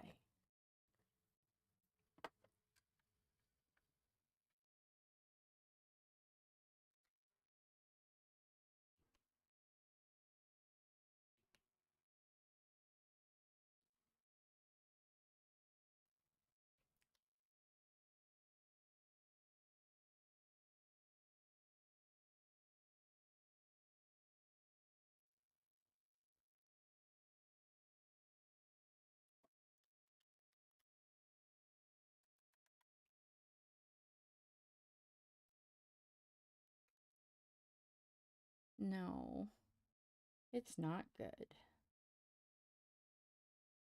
Not good at all.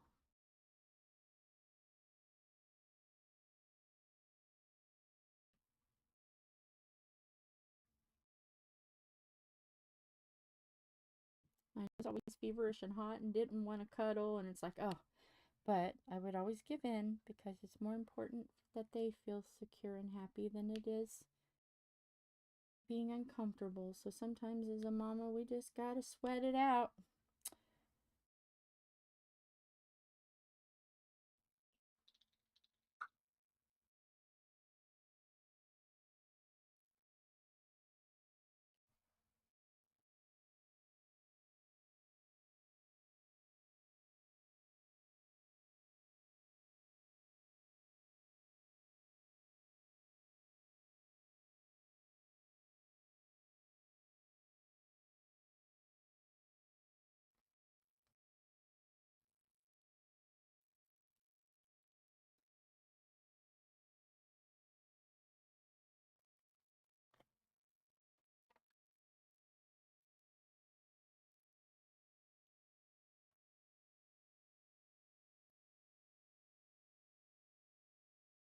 Yeah. Well, hopefully people don't get what I got. Oh my goodness. You do not want Christmas shingles. You definitely don't want to have gastritis because that is a very brown Christmas. You know, I was listening to Elvis sing Blue Christmas, and I'm like, I'm having a brown Christmas. And when I was playing games, I had to sit by the bathroom so in case I needed to run. Because for like the last week, it started out as danger farts. Then it was danger walks. Then it was danger runs. It was dangerous, all right. Yeah, it was something. But the patch of shingles, it was just a tiny patch this time. Thank goodness. I have had them bad before. It was just a small patch, and it was just where your pants set in the back. Because you know, when you're a little chunky, you know, you have that fold in the back. Well, that's where they wanted to stay this time. But it's been 9 days. You can still see that something was there, but luckily I left it alone, didn't wear pants, only wore nightgowns, so I didn't have the rub, so that helped too, and just got a lot of rest and caused chaos, and luckily it didn't stay long. But I've been 3 days without the brown Christmas, so hopefully I gotta get better by Saturday because I'm going to a Christmas party, which they're all like, it's okay, you can come. You've had it long enough that you're safe, you're fine. You know, you're not running. I never run fevers, thank goodness. But yeah. So yeah.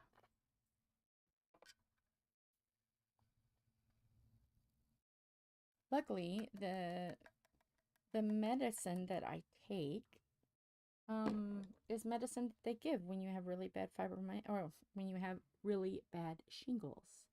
So there's a lot of times I get them and I don't even know that I have them until like they're starting to go away, and I'm like, oh, I didn't even feel it. I felt it this time. I knew it was coming. I was like, wait a minute. I usually don't feel this.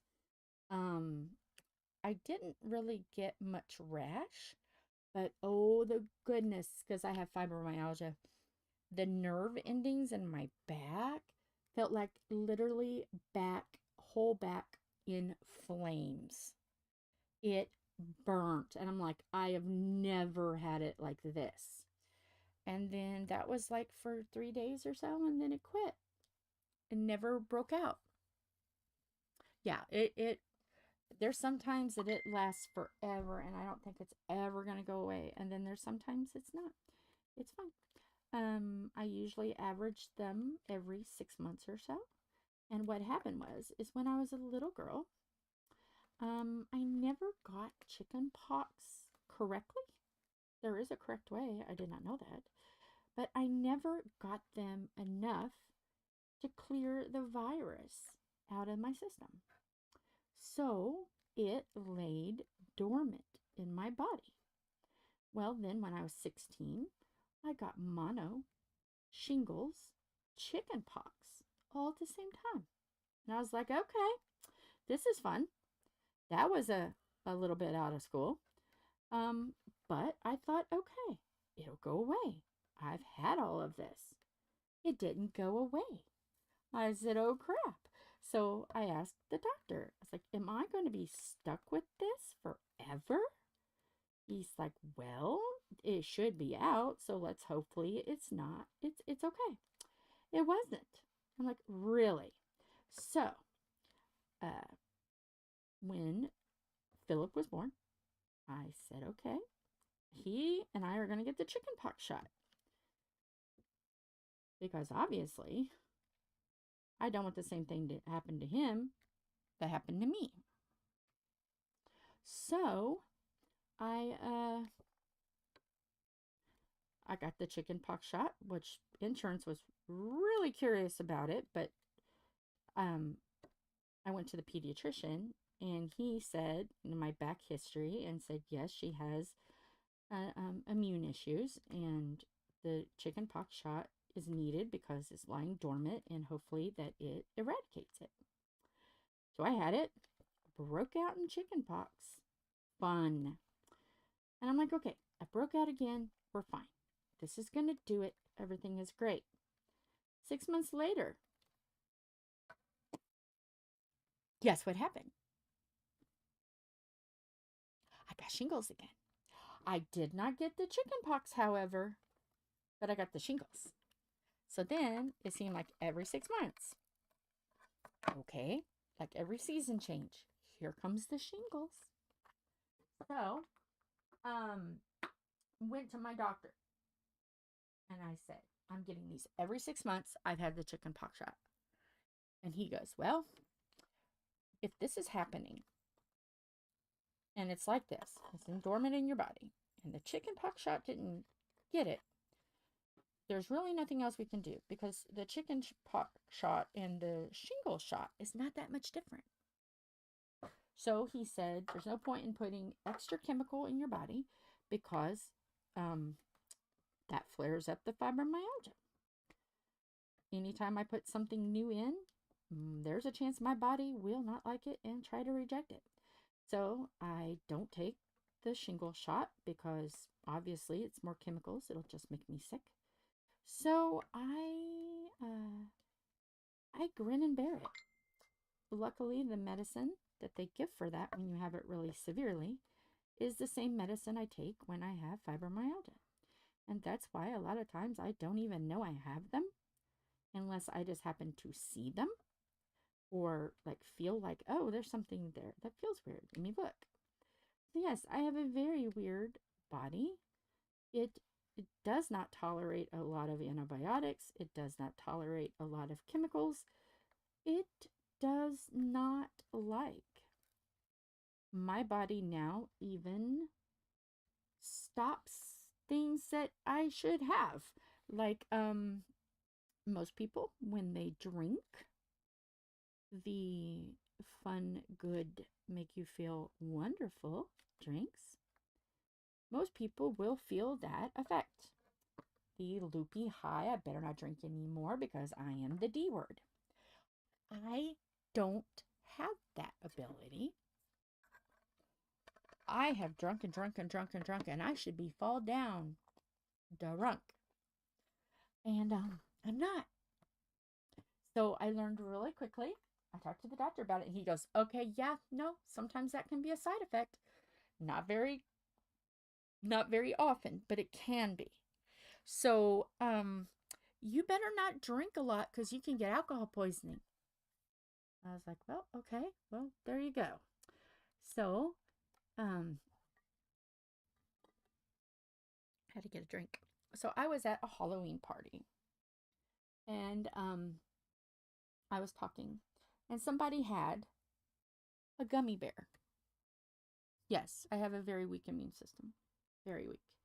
So somebody had a gummy bear. If you know what I mean, you know what I mean. And they're like, well, you can't drink. I wonder if the gummy bear would help you. So I was like, well, fun adult drinky drinks don't work, so I really don't think this will work, but I'm game. It might work. because the doctor had already said that there wasn't anything more they could do. And obviously, he wasn't even sure if medicinal medicines would even work at this point, because the way my body reacts to alcohol. So I was cheeky and I took this gummy. And everybody else was like, you could tell they were having effects of it. So I'm like, okay, well, obviously it works. And they're all staring at me like, when's it going to work? And I'm like, well, I don't know. I'll sit here. I'll tell you if anything happens. So I sit there and sit there and sit there and sit there and nothing. Everybody else was having a good old time. And I'm like, well, that don't work. I went back to the doctor and I was like, well, I tried this. It didn't work. He goes, okay, well, I kind of wondered if medicinal would help you. Obviously, it won't. So that's not an option that we can go for. So your body just it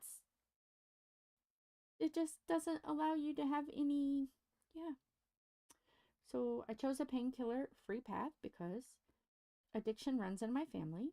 And I already knew that if there was a period of time I took painkillers before I had my hysterectomy, because they wanted to see if it could be, I had to do a 6 months before, to see that painkillers wasn't going to help. I had to prove it to insurance, what I was saying. They made me step up and prove it. So what was happening is I would take said killer of thy pain, and it would put me to sleep. And I would wake about an hour or two later in pain. And I looked at my family member at that time and I said, if all this does is give me a nap and then I wake up from the nap in pain, there's no way my body is not accepting it. I will not get an addiction. Because most people would say, okay, well, let me just take a couple more.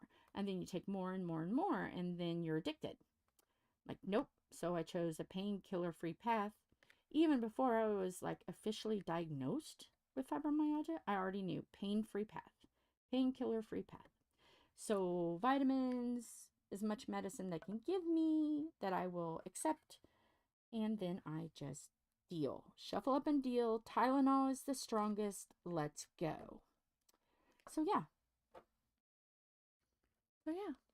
that's what I do.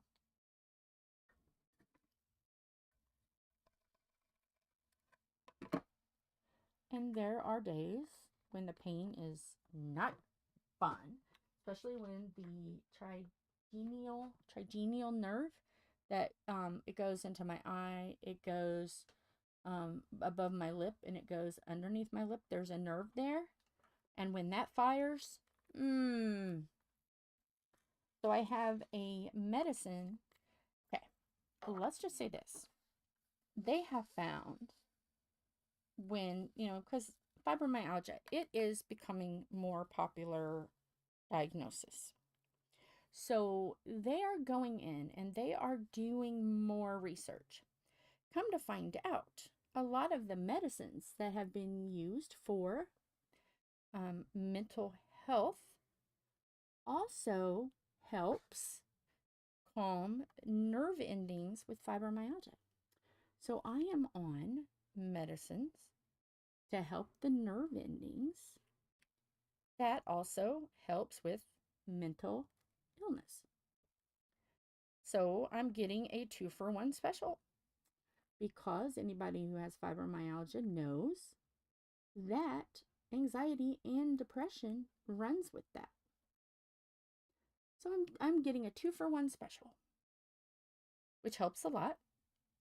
Helps calm those nerve endings that want to be pains in my rear end.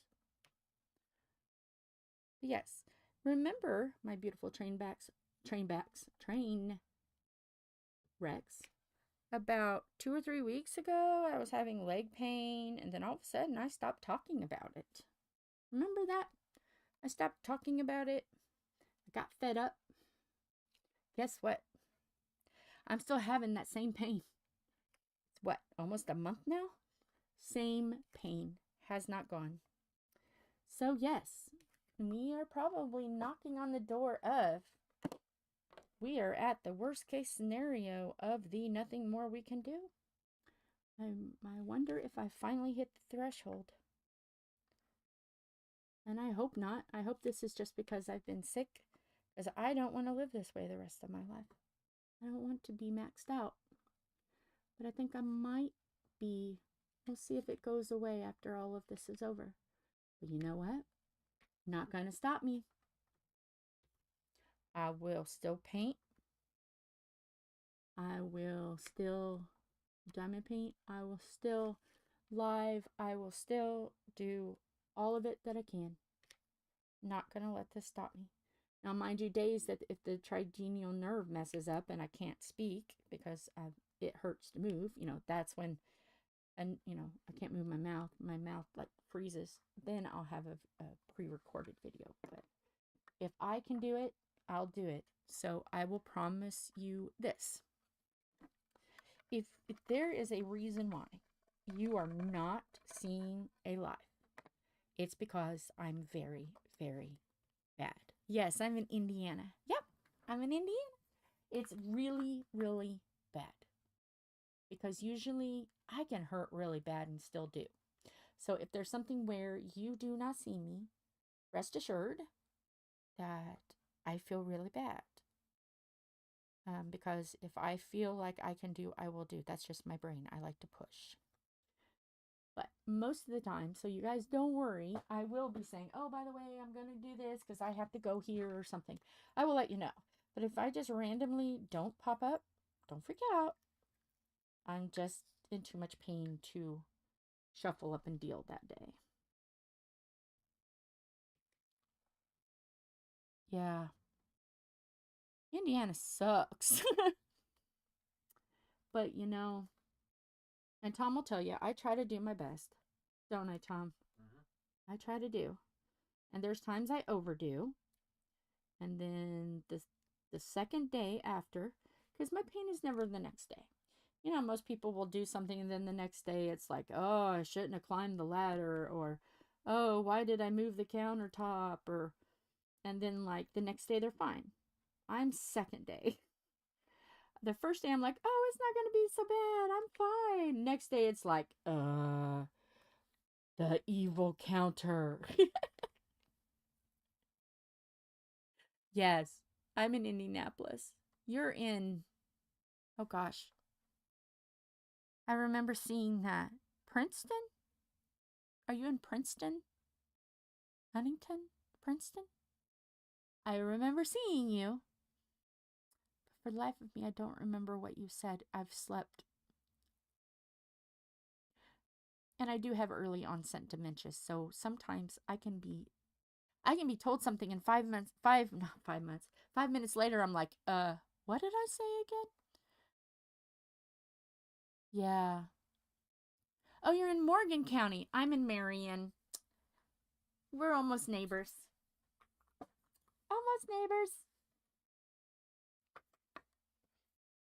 We're almost neighbors. Which one's that? Totally Zen. She's in Morgan. You're what's called a hop, skip, and a country jump from us.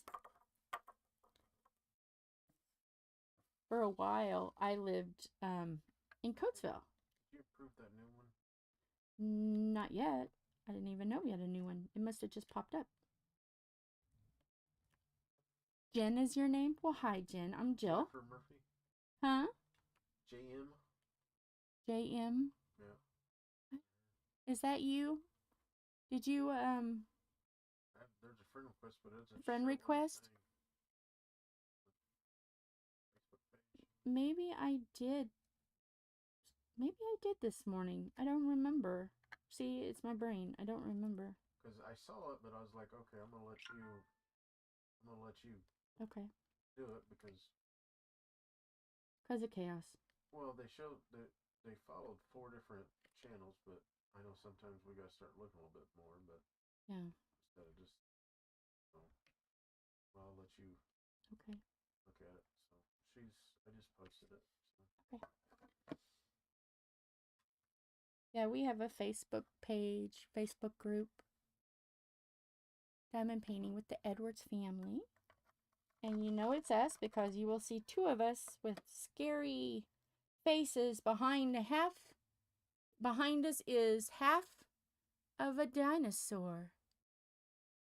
Roar. And should I do it? Should I do it? Should I say where the dinosaur is from? Should I do it? Does anybody want to poke the bear? Anybody want to poke the dinosaur? Should I say where that picture's from? To those who may not know. Because Star and Totally Zen won't know. Should I poke the bear? Should I say? Should I say? Because that picture is special. It's a special, raw place. I know when I talk about it, my beautiful train wrecks love for me to talk about this place. And you never know, Jen, you may have been there. It is a wonderful little... Do it? Okay, I will. This dinosaur, when you pull in to the Fudge Factory, it's a real place outside of Anderson, Indiana. And it's a fudge packing company and an ice cream parlor and a general store.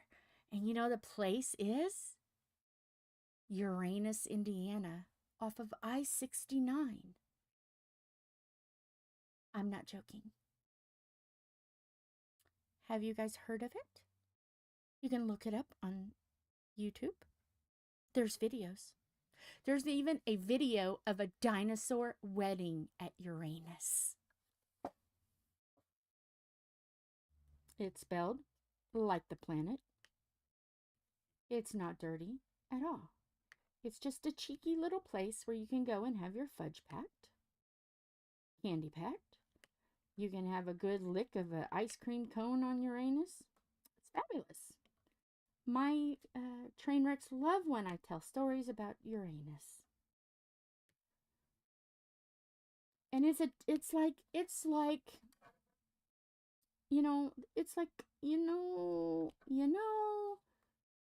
Chuck Berry has the song My Dingling. And it's about a little boy and his bell. It's a little ditty, 4th grade humor. And this channel, I listen to My Ding-a-ling about a boy and his adventures with the bell that he had.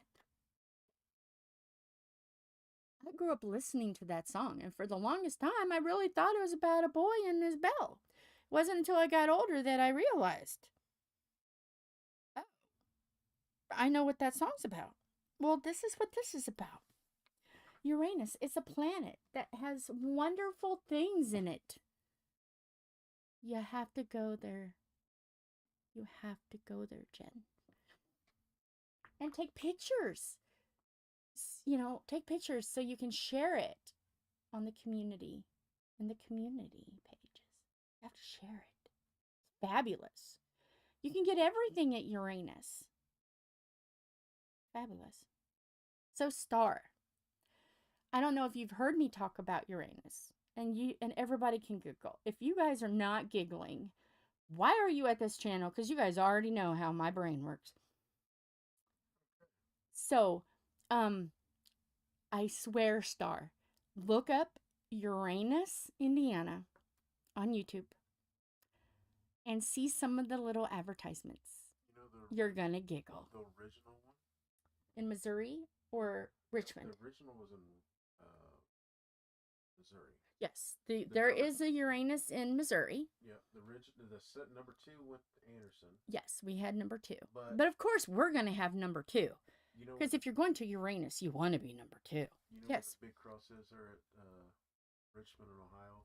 Yes. That's where that one's going to be. It's going to be in both states. But here's some interesting stuff I'd like you to read. Well, okay. Now you're talking about it. I get the facts of Uranus? There you go.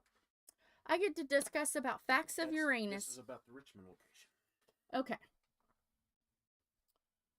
Okay, they plan to open by late fall or early winter 2024. The location will be our largest to date at almost 15,000 square feet. That's a big Uranus. Have homemade premium Uranus ice cream. And hopefully in 2025, we can add a whole bunch more attractions and businesses like Putt Pirates Mini Golf and 4 to 5 fuel pumps. Our initial plan is to get the Fudge Factory General Store and ice cream open first in late fall, and then hopefully get fuel pumps open by mid-late summer 2025 if we can get it together in time. And they do have a facebook.com/ Uranus, Indiana. So if you scroll up, it shows the pictures kind of where they're at. Well, I don't know if they're going to be able to see it though. Well, they can see it the way the phone's angled right now. It's time to spread Uranus even wider. See it? It's time to spread Uranus even wider. Buckle up tight. We are launching Uranus directly into Richmond, Indiana. The best... Don't go close. Stay back. The best fudge comes from Uranus. Fudge Factory and General Store. Open 2024. Yes. It's a real thing. And I know people, like, when they get on, they're like, oh, she's perverted. No, I'm not. It really is a thing. And my 4th grade brain thinks it's amazing. And I want to spread Uranus because Uranus is here. It's a Hoosier thing. Started out in Missouri, but now it's a double Hoosier thing. They do have fudge. And we had our fudge pack there. And we did a video. And it's on Wyatt's page. But of course, I can get on Wyatt's page and grab the link because he trusts me on his page. I'm admin. Can you believe it? So I will get on and I will get the link of us doing the Fudge Factory video. Or, you know, not the actual, but the tasting. Because he didn't get to go yet. I'm taking him, Chris, and a bunch of Chris's friends to Uranus. Because I'm cool. I'm a cool Aunt Joe like that. But we did do a taste testing. And I will have to link it. Not on here. I'm not going to link it on here because I think it's a little cheeky. But if you get on their Facebook page, they do a bunch of little videos. And you can see everything. They've got shirts. They've got old school toys. They've got cups. They got popcorn. They got fudge. They got chocolates. Yeah, they got everything. A little bit of everything. Magnets. That's where everything, especially the one in Anderson. I don't know about the Missouri one, but I know This is what Anderson's got. So yes. Look them up and check all the videos and all that, and you'll get to see everything. I mean, they got some really good fudge. Yeah, but we did a tasting video. It is a tasting video that we did. We surprised Wyatt because Wyatt was in Muncie. I'm looking for a color. Here we go. Wyatt was editor. Wyatt was in Muncie, Indiana. He got a bachelor's degree from Ball State. He got a communications degree. With his specialty is videography and and stuff like that. So we knew that he was going to graduate. So his little graduation thing, plus us going to help him, we starred in some videos. Woo. So while we were starring in some of his videos, and we also did videos for a game show that he created, we did a taste test of fudge and candy from Uranus. So yes, there is a video, but it's a little cheekier because it's not on the diamond painting. It's on a different channel, but it's cheeky. So if you can handle cheeky, then yes. I will put it on the chat. So then, if anybody wants to go to the other side of the world, because we do have, Wyatt has a channel, Tom has a channel, I have a channel, and Blaster, my child, has a channel. And it's basically for like skits and fun things. Philip and I did ours during the dreaded C. And so there is one where he does my hair, he does my makeup. We do a taste test from a couple of places, those little samples from different countries. We play board games. I mean, this, you know, we just basically did this channel because we were bored. And then when Wyatt still wanted to start doing videos, I was like, okay, well, I guess that wouldn't fit on the diamond penny one. So I guess we'll start adding videos. So we've done a tea tasting. We've done all kinds of stuff on this channel. And it's everybody's Aunt Jill. But if you go down, scroll all the way down, you will see a row of YouTubers that we recommend. And you will see Wyatt, which is Wall Street. You will see everybody's Aunt Jill. You will see Blaster 1221. And you will see Uncle Mystery Man, which is Tom. And they are definitely not for children. Just saying. But if you want a little humor that's not diamond painting related, yeah, you can see the dreaded sea chaos that we did. So if you look up Uranus, it's only going to be the Missouri one. Yes, I'm listening. I can't show this on screen.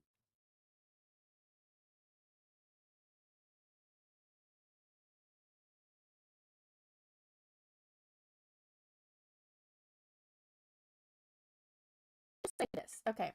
So, you know, Uranus has an elf on a shelf. And his name is Peter. They have named the elf on the shelf Peter. Okay? So let's say that. And Peter is sitting on top of a reindeer. So now it'll make sense when I show you this. This is 4th grade humor. Okay? It's not dirty. It's festive.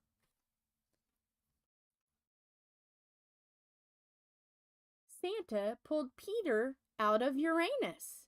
There's Peter. There's Santa. They're being so helpful.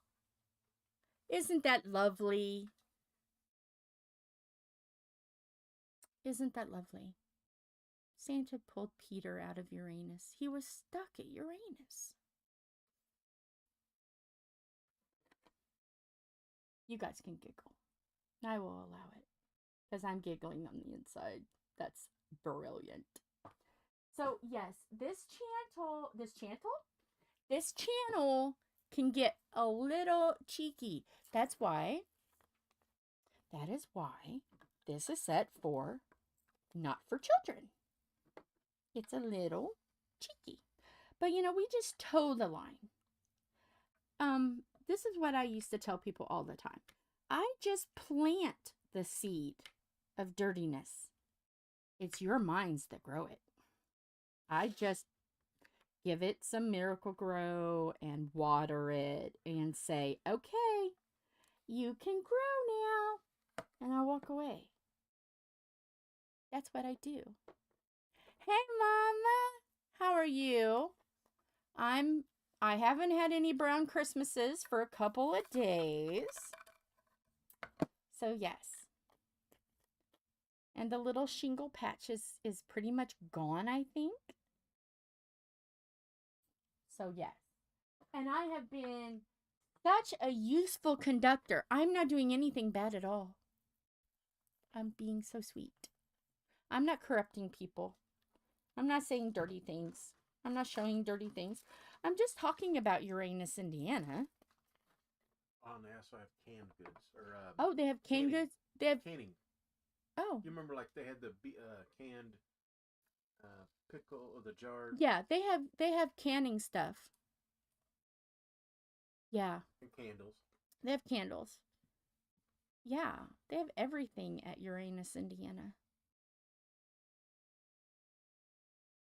I know with Missouri store and yeah, but it's Uranus is growing.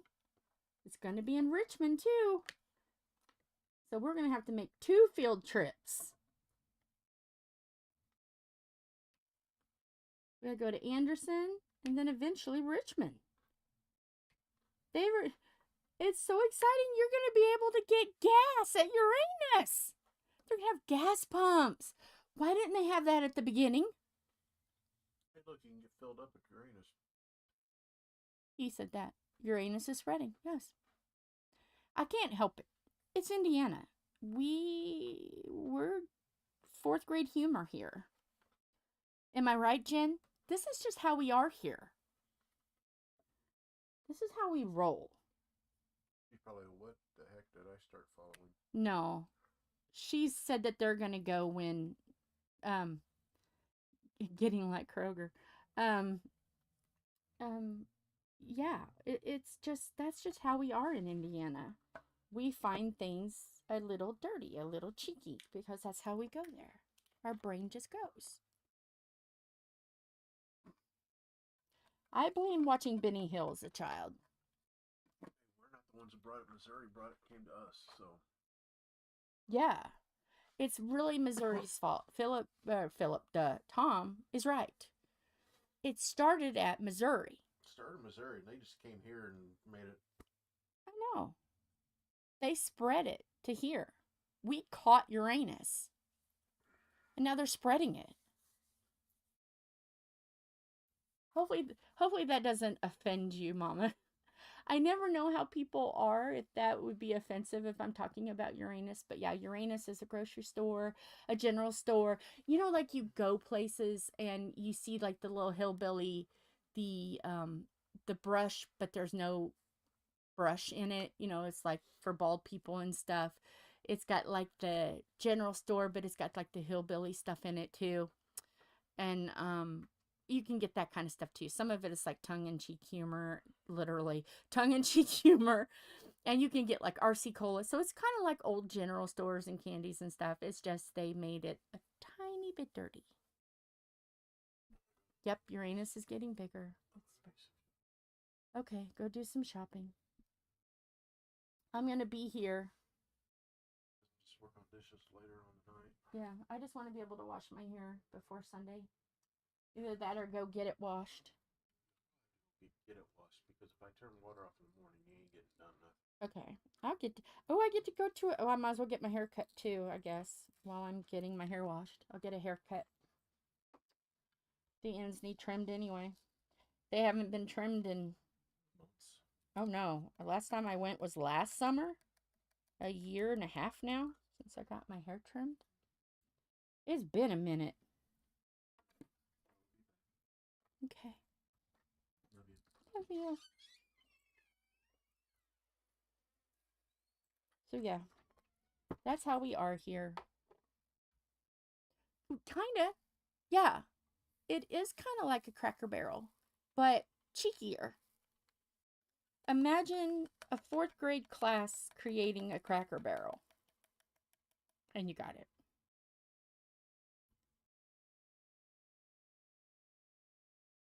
A 4th grade boys class. So yeah. I was there and I seen this postcard and I seen a sticker. It's on the board. And I'm like, and I had just gotten Pippy stickers. And I'm like, oh, I need to do something sweet for Kristyn, for Crafty-ish Kristyn, because she had just sent me, you know, she had just sent me stickers. And I'm like, oh, what can I do? So I was looking around and I seen a postcard and the same sticker on my board that she's got. And it's a little T-Rex and it looks like it's standing on, I'll have to show you guys when it's done, Uranus, Indiana. And it's saying RAR with its little cartoon arms out. And I'm like, oh, I have to send it to her. So that was the sticker she got back from me. It was a RAR sticker. And as a thanks. So I want to. I've got to ask to see if I'm allowed to. But yeah, I want to do a field trip to Uranus. Yes, I want to do that. And they're so sweet. They're very nice. And it's professional. And most people would be like, oh, are they dirty? They're really not. They'll come in and they'll go, you walk in like, oh, can we pack your fudge today? You know, they're all like professional, like it would be. They were speaking something normal. And we got some truffles. And you know, they're balls. And and so we said we wanted some truffles. And they're like, oh, do you want some chocolate on your balls? And I'm like, I love you, kid. Can I adopt you? He just made it so funny because they looked like balls. And there was chocolate ones. And yeah, so it was like, okay, yeah. This is my store. This is my store. I love it here. Some people have, what do they call that? What is the word I'm looking for? Some people have soul sisters. Some people have soulmates. I have a soul store. It's called Uranus. I should work there if I could. If I could work, I would so work at Uranus. Philip's like, you have the personality. You could do it. Like, I know, but physically I can't. But it would be hilarious to work at Uranus.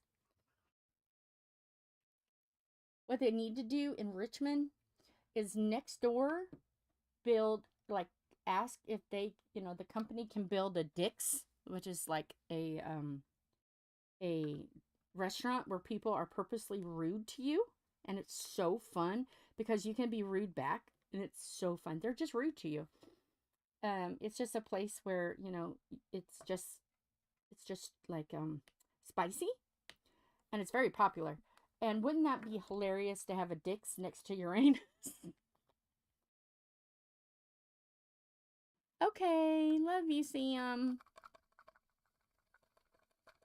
Yeah, I'm gonna have to, when the weather gets better, where it's like where we can go to the ice cream store and so we can walk around, because last time it was kind of getting towards fall and it was a little chilly. I gotta go in the summertime. Yeah.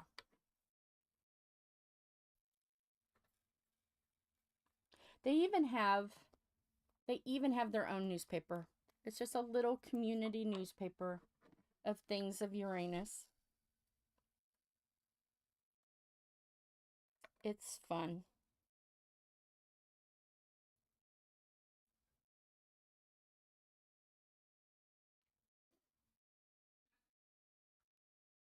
So yeah.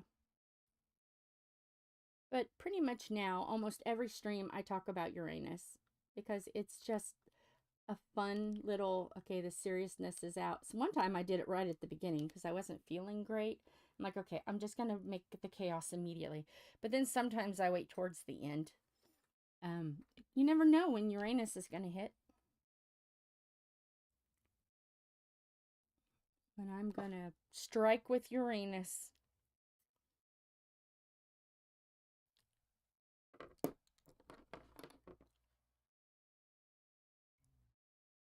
So yeah, usually people don't quite understand it, and then I have to explain it. People are like, what are you talking about? And I'm like, oh, talking about this. And they're like, oh, it's a real place? I'm like, yeah, I'm not just being dirty. It's a real place. You can buy stuff there. So yeah, I'll have to put the taste test video so you guys can see editor. Get Uranus packed fudge in his mouth.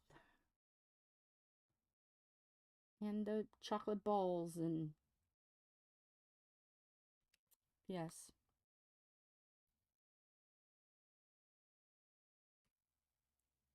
I am a very sweet and kind aunt. I am a cheeky aunt. I am one of those that you can trust with your children because I will guard them with my life. but I will also warp their brain a little. I blame it on watching Benny Hill when I was younger. Everything is blamed on Benny Hill because I watched him when I was younger. My grandpa introduced me to Benny Hill when I was 5 years old. And at 5 years old, I'm kind of like, what is he talking about? But you knew it was kind of cheeky because of the smile he was giving. But see, in Indiana, especially in like the 80s, 70s and 80s, you couldn't really hear. They muffled it. They changed it to where you couldn't really hear what he was saying. So I think that's why Grandpa let us kids watch it, because you really couldn't understand. Well, I watched it, you know, and it was on a comedy channel when, you know, so I taped them. So I was watching them and I'm like, man, even as an adult, I really can't hear what he's saying. I can get some of it. Well, then I bought a box series of Benny Hill that wasn't altered.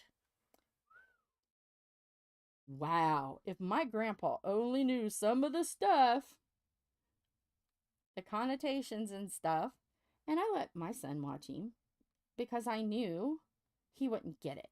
But I only let him watch the ones I videoed. I didn't let him watch the real how did they call it? Unadulterated, I think is what the box set said. The real stuff until he was older. And it was like, he was like, whoa. I'm like, yeah. He was cheeky. But see, Britain has such a different sense of humor than we have. I mean, he wasn't vulgar. But he was just had that, like, what is it? Double entendre. Words are hard. Double anybody say it? Where it can be dirty, but yet it can also be clean. Double entendre. Is that right? Am I saying the right word? It's got that in it. I mean, it was still allowed to be on TV, but, you know, if you have a mind, you can kind of get what, like, you can pick up what he's putting down. So, yeah, I blame my grandpa. I blame Benny Hill. They created the monster that, yeah, entendre. So, yeah, they created this. They created this. I mean, I'm not horrible. I just can get cheeky sometimes. Like, oh my goodness. When South Park now is getting a little too rowdy for me. But when South Park first started out, 4th grade little boy humor in school, blah, blah, blah. When it first started, it was so funny. Now it's getting to where it's getting a little too much for me. But, yeah. Yeah. I mean, there's some stuff that, like, I'll get, oh, you gotta watch this, and it's really, really funny. But then some of it is like, whoa, why is that on TV? So, luckily, I am not full naughty. Just tiny, itty bitty bits. Little cheekers. So, yeah. I know Tom was like, you gotta stop talking about that. I'm like, why? People are laughing at it. And it's here. It's not like I'm lying about it. If I was making it up, yeah, I would stop. But I'm not making it up. It really is. This store's got a little bit of everything. It just has a funny name. Oh, yeah.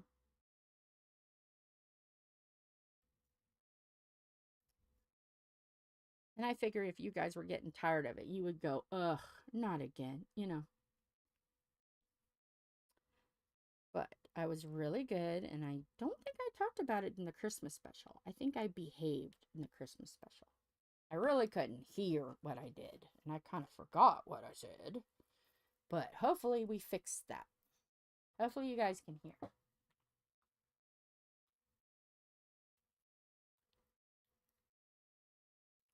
And you can see better too. I know, like, this is already done, but to get this over here, I gotta fidget.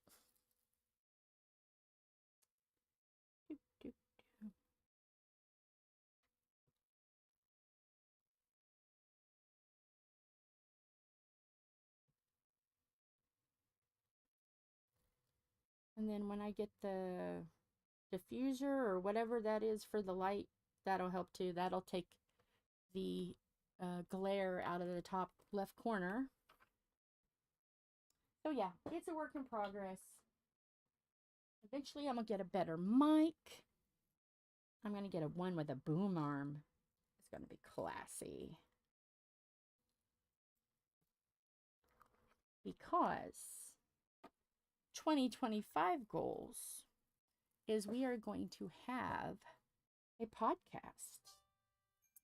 Tom and, well, he'll be called Uncle Mystery Man. Uncle Mystery Man, Philip, who's Blaster 1221, and me, everybody's Aunt Jill, and Tom. Have I already said Uncle Mystery Man? We are going to do a podcast.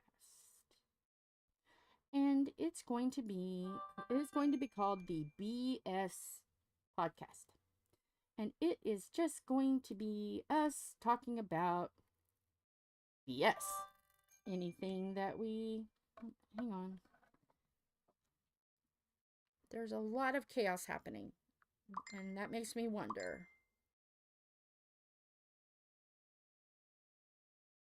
There's 7 text messages. So did something happen? No. Okay. It's not. That worried me because Tom left and then I heard a siren and I'm like, oh, I hope he's not having an accident. But, so yes, it's going to be a podcast. Get it, Tony? And everybody is going to take turns with the theme. And it could be anything. Just whoever is in charge of the next one does the theme. And no one knows the theme of the next one. We just talk. And I have one job. And my one job is to train wreck the podcast every week. So I will have a topic of my own. And no one will know the topic that I have. But I will, by the end of the video, have people talking about my topic. I will be train wrecking. So technically, that's why it's going to be called the BS, because A, it's not scripted. It's just whatever BS things we talk about. We're just shooting the crap, if you know what I mean. We're just shooting the BS. And then I'm going to, through improv, get it my way. So it's going to be kind of improv-ish. So yeah, it's going to be an improv train wreck podcast. So yeah, it's going to be fun. It's going to be a good time, I think. I think we're really going to enjoy it. And if we don't keep on one topic, then it can be, it's basically designed for anybody and everybody, because everybody is welcome. Trying to decide if we want to have a camera or if we just want to put a random picture up and just have people listen. We don't know about that yet. We're working on logistics, because if we do a camera, then we're going to have multiple cameras so we can do multiple angles, because we're going to have 4 people.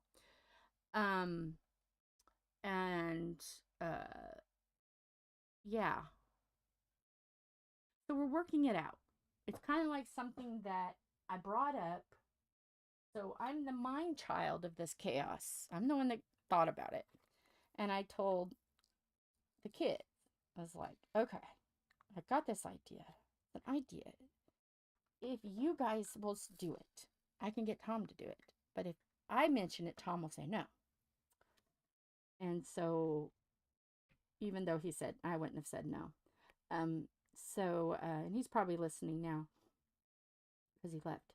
But so, yes, we've been talking about it for an entire year about podcast. And on one of Wyatt's videos, he said, well, goal is to get a podcast going. And I'm like, okay, he's got the goal. I've got the goal. So if both of us have got the goal, then Philip's like, well, okay, 2025, year of BS. So yeah, that's going to be our theme for this year. The year of BS, where BS is going to happen. So the BS podcast. So yeah. You never know what I'm gonna... You never know. You never know. But it'll be a train wreck. I will cause chaos. That's a promise.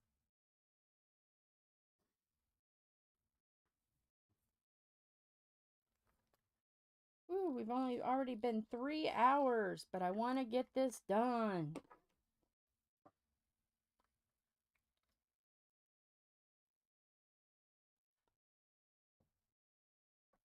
At first, I didn't know if I would like lives, but you know what? I really do, because I can communicate with you guys. I can answer questions. We can tell funny stories. And it's something that if somebody misses, they can always watch it in the replay. And you know, when people diamond paint, they want to sit down for a couple hours, 2 or 3 hours, and diamond paint. And they don't want to mess with, you know, having to stop and get a new, you know, video or something like that if they don't like to binge watch. So I'm like, okay, I can just give 3 hours or so, sometimes more if I'm not done, if I've been doing a lot of chatting, which I'm a yapper, so of course there's going to be chatting. Yay! So yeah, I don't know how long the podcast will be. We'll probably play around with it until we find that magic sweet spot and people are like, yes, we like this time. Because diamond painters and people who craft, we like to be nosy. I mean, come on, most of us listen to true crime. We like to be nosy. We like to hear the juicy details. So yeah, you never know. I know it's going to at least be a couple hours. Because it's hard not to talk about something for a couple hours. It's just getting good. And I don't know. We still got some more thinking to do on if we want to make it video or not.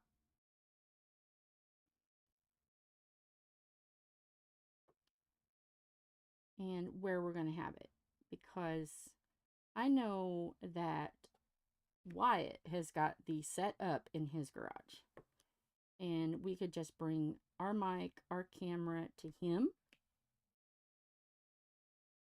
You know, we could do it there because he's got the better setup. He's got like professional setup pretty close. I mean, he's still got a few things to get, but he's doing really good. Because his work will require editing. So he's got to have a good setup. And so I don't know. We may travel with our little stuff.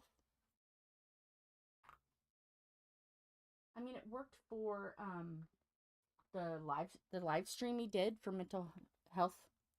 It worked for that. So we might do it there. I don't know.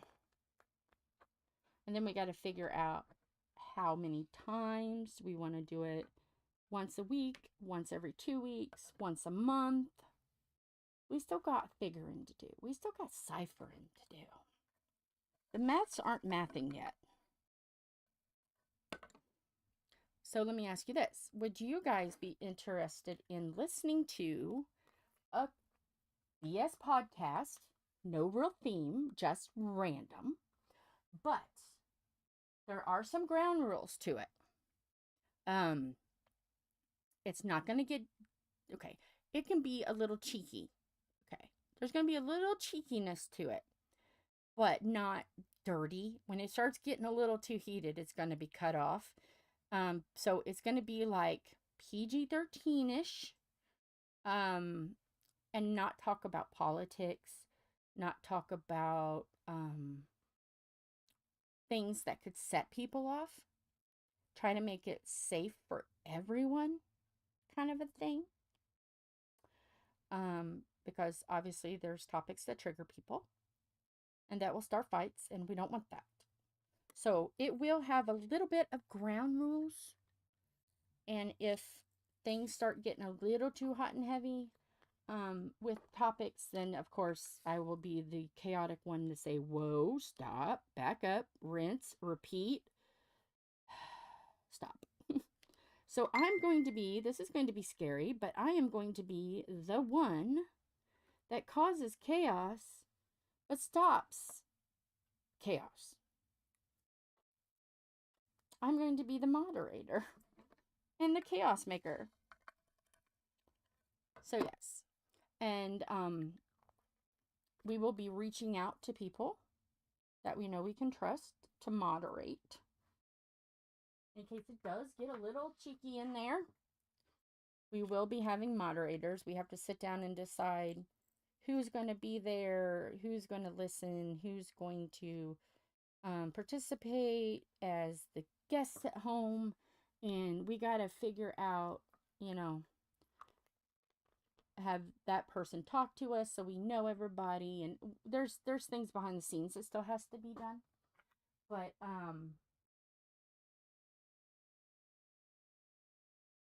and then plan on maybe even have podcast guests. We got to work on that too. So yeah, it's going to be interesting. But I have to also learn the ins and outs of Streamlab, because Wyatt and I are getting very frustrated with Streamlab. Or not Streamlab, OBS. Even though OBS has got some functions that we like. We like the ability to go like this is very tight, or we can go wider, or we can go very wide, you know, where we can show, you know, things up close. Got to figure out how to do that on Streamlabs and like the settings and stuff. So we got to play around with Streamlabs. So there may be some practice ones in the future where we're trying to figure out Streamlabs. So if you happen to run across something that looks like a podcast on Streamlabs and we're just goofing off, that's what we're working on. We had to do some behind the scene work, but we got to have people to watch it, to tell us what's going on. I know it's going to be even more random, but this is going to be like topics. You never know. You never know what I might throw out. They may be talking about something sweet like puppy dogs, and I'll, by the end of it, be talking about ice sculptures. You never know. You never know what I might train wreck. But it's going to be random. So, yeah, it's going to be fun. This is going to be a year of just having fun, because it's time. And, you know, we can't look at it as, well, we got to wait for something fun to happen, or we got to wait until after the first of the year to see how this year is going to be. No. Grab 2025. Buy It's Uranus. Buy the Uranus and say it's going to be excellent and make it excellent. So that's what we're going to do. We're going to make it excellent. We're just going to do it. We're not going to wait to see how this year is going to start. Nope, we're doing it. Chaos. Here we go. OBS, the reason why OBS was, Wyatt used that at college. That's what they used. So Wyatt knows so much about OBS. But OBS is starting to like crap out. They are updating all the time. Well, every time they update, they change your filters. So then, and that's what happened. I had updated it not knowing that it changed everything. And then that's where people couldn't hear. So it's changing things. It's not keeping your settings.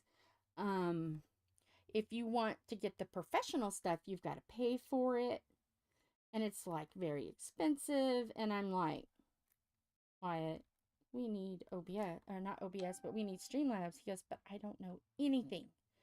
Nothing about Streamlabs. I'm like, well, I know some people that use Streamlabs. So I might be bending your ear, Star, about it. When we get to that point where we're needing to do Streamlabs, I know on Saturdays, I'll be using Streamlabs with Mara, and I'll be using Streamlabs when you link me in. If you don't, if you do, after a couple, you might say, no, she's weird, but it's too much chaos. But whenever you want to link me, you can. You don't have to have me on there all the time, but I think having videos with you and Sherry and even with Mama Belle would be fun. But so yeah, I think that would be a hoot. And it kind of gets me out of my shell. And there's days that are really, really hard. Obviously, when you have chronic illness, there's days that are hard. But when I know that I have people watching me or people to talk to, it kind of like gets me out of that for a minute or two. And it breaks my wall down, and it makes, and I laugh and I cut up, and you guys get to see the real Jill. When I'm just filming behind the scenes, I'm just kind of like, okay, yeah, whatever, to fill space. But this is the real me. So scary, huh? So you guys get the real Jill. Richmond is almost Ohio. It's, do you know where Indianapolis is? It's like in the middle of Indiana. Well, if you go straight east, Richmond is like almost the Ohio border.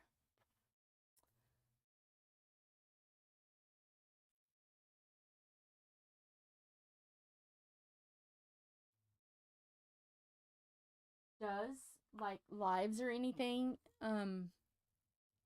is it very expensive? So it may be one of those things where, is it like monthly or is it yearly? Star.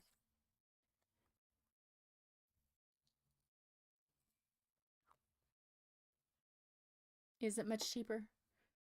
Because if it's like yearly, we can all chip in and get the upgraded one. So, and then like go to Wyatt or whatever, because he's the one that does more of the serious streaming and serious like movies and stuff. Really?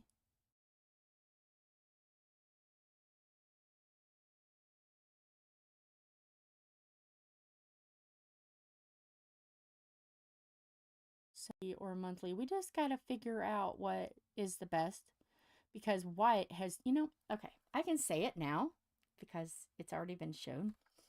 Do you know that Wyatt did a short film that went to Sundance Festival? Yeah. He did a video that went to Sundance Festival. This boy's going to do something good in this world. It was just a short, but we got a link to watch it, and it was really good. And then he just got, because he went to Sundance Festival, his short did, he got nominated by his peers, and he got to meet David Letterman. He got nominated. He won an award. So Wyatt, he's pretty darn awesome. So that's why he was like coming over, making sure the lighting's good. You need this and you need that. He's trying to make me as professional of a train wreck as I can be. And so I have no doubt everything's going to be great. We just got to find out what is going to be the best for what. And I told him, if I have to have OBS for, you know, for diamond painting so we can have the close-ups, you know, because like I can go wide, I can go tight, and I can go ultra tight. Yeah. Or if I want to step away for a second and stop everything, like if a phone rings, check this. It's a cow causing chaos and confusion. Isn't that awesome? And so we're trying to figure out, is OBS good for actual diamond painting? Is StreamYard gonna be good for like chatting lives? You know what I mean? Like on Saturday, we'll be diamond painting, but we'll be chatting and all of that. So we got to figure out what program is good for what. Woo! How much is it just a month just to get the upgraded Streamlabs? Because we would have to have the upgrade. Right now, I've just got plain OBS doing this. I'm not putting money into it. Oh, you're still figuring it out? Okay. Because I wonder how much it is a month for the upgraded so I can tell Wyatt. Because we could all chip in and pay it.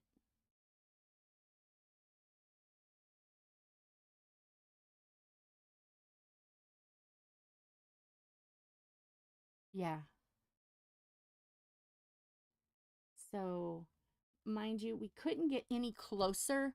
Like, I wanted you guys to actually see the letters themselves. But I have a webcam because our phones, we were using our phones, but our phones are not the highest of quality. And we were having trouble with them and getting them to them because Google, we had to pay it. It was just a big mess using our phone. So I was like, well, I used to sell jewelry. It's like, oh, I have my jewelry webcam. Let me just try that. And like, I liked it better because I could get an actual stand with like an arm, and I can move. Oops, I can move the camera. Oh, you can see the RAR. See the RAR right there? RAR. But like, I can move it better. And so I'm like, okay, I really like the webcam. So I bought a new well, Wyatt Wyatt did a setup, and he's now in the garage. He made it, you know, we went over, and Wyatt's like, I really want a room to myself, you know, because he's graduated from college, you know, he's in his 20s. He don't need a room next to little sister. $50. Okay. That's not bad. Okay, $50. That's StreamYard. Okay. So we were like, okay. He said, do you think we could fix up, oh, not StreamYard, $27 a month with Streamlabs Ultra or $189? Okay. Okay. All right. I'll have to talk to Wyatt about that. And have him fiddle around. We'll have to fiddle around with it.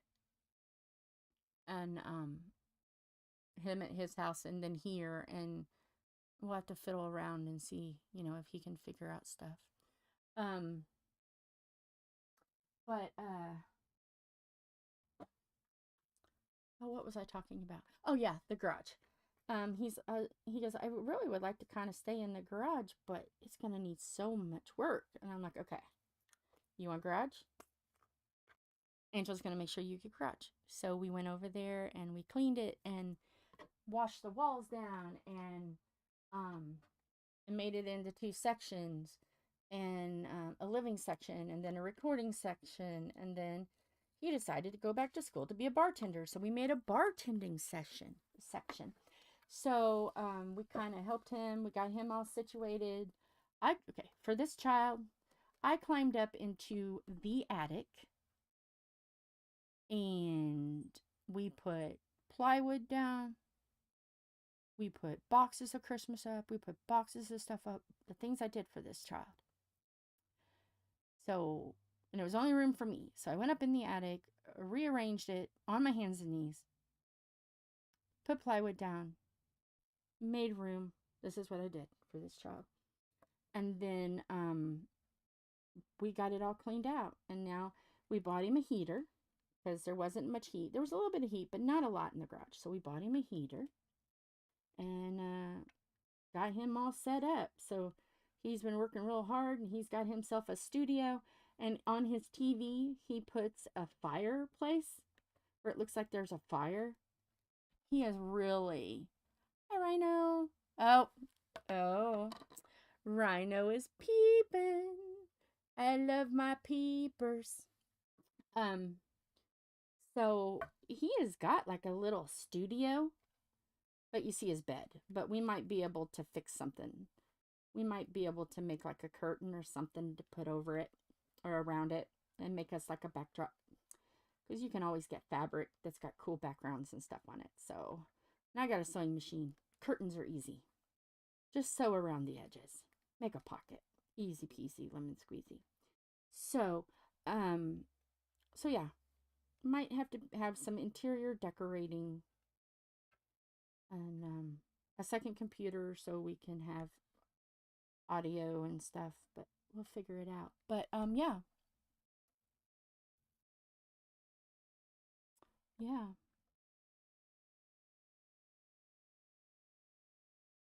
Come on. Did my glue dot finally croak on me? Let me get the other one just in case it did. I really shouldn't say croak. I just need to take it out and move it around and put the snot back in the pen. If you know, you know. So yeah. So yeah, there's things happening. There's things that are going to be done. Do you guys think that it would be something enjoyable that you guys may even want to watch? Because, I mean, technically it's not going to be diamond painting related. It's just going to be a podcast where anything could happen.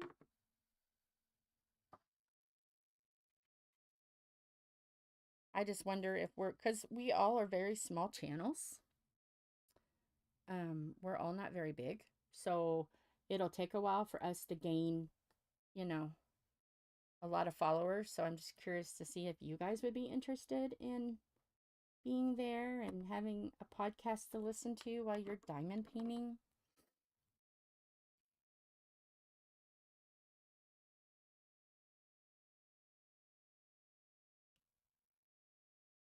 And listen to how much chaos I can cause. I mean, really, you guys come here for the chaos, right? You don't come here for the diamond painting. You want to see the nosiness that I'm doing, that I'm going to cause, the chaos, the hilarity. That's what you really come here for, isn't it? Oh, I never gave her a Smurf. Hang on. Let me give her a Smurf. Smurf. There we go.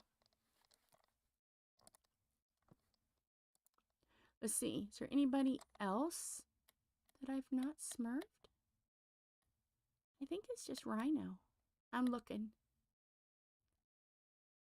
I think. Okay, Rhino. When you're done looking, you're going to have a Smurf jacket. Going to be beautiful in blue. Thanks for showing or telling me that.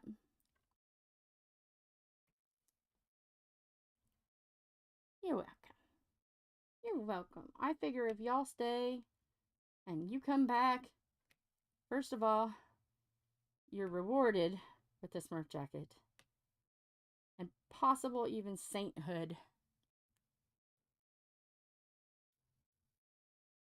Okay. Because I don't even know how to set it up either. That's my problem, Star. I need to learn too. Now, OBS, I have no idea either, but I have Wyatt. So we have to just fiddle. We'll fiddle. And if we figure anything out, we'll pass the knowledge. We'll pass the knowledge. I'll do like a OBS stream like this and say, okay, guys, I figured out Streamlab. Yeah, he doesn't know much either, so I figure between him and I, we're either going to cause chaos and delay with Streamlabs, or we'll figure it out somehow. Can you imagine Wyatt and I trying to figure out anything? That's scary, because he's a lot like his Aunt Jill. My brother and I, when Wyatt came, they didn't know if they were going to be able to have any more, and I knew I couldn't, so we sat down and had a really serious talk on, okay, we don't know if, well, we definitely know on my end that there wasn't going to be any more brothers or sisters, and they didn't know, so Wyatt and Philip could have that brother closeness and experience having brother or sister, having a brother. So we raised them to be brothers. Yeah. So basically, Wyatt has been exposed to Aunt Jill so much that he talks and acts like me. And my child is my twin, so really, do I have a triplet? I might. Yay! It's all done! In 5.5 hours, not 5.5 hours, it's 5:30. 3.5 hours. So let's shut it down. Shut it down. Now this is the part. Oh, he had it to where it's almost where you can see it all. Pardon the glare. Pippy glares. That's why I need the diffuser. But there it is. Oh, you have a twin and that's enough for you. I might have a triplet. Because Wyatt's an awful lot like me. But isn't it pretty? So, tomorrow, we have a decision to make. Tomorrow, I can keep the board up, this board up, and we can do the caboose. Or, I can lower it, and, come on, I can lower it, and I can work these two. So, this will be the steam engine. This will be the dining car. And down there will be the lonely little caboose. So we have decisions to make. So think about it tonight. And decide tomorrow.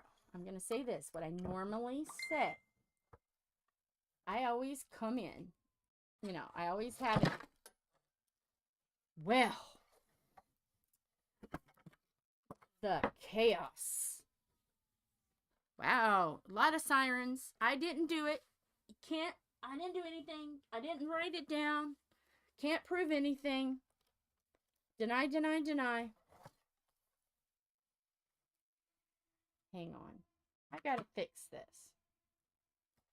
I gotta fix it. So pardon me. So we have to decide board up or board down. That's the first decision. If we're going to be board up or board down tomorrow. Board down is caboose. Board up is steamer. And regular. Isn't the rose pretty?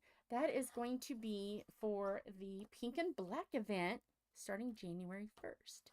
I have, my goal is to get this done before January 1st.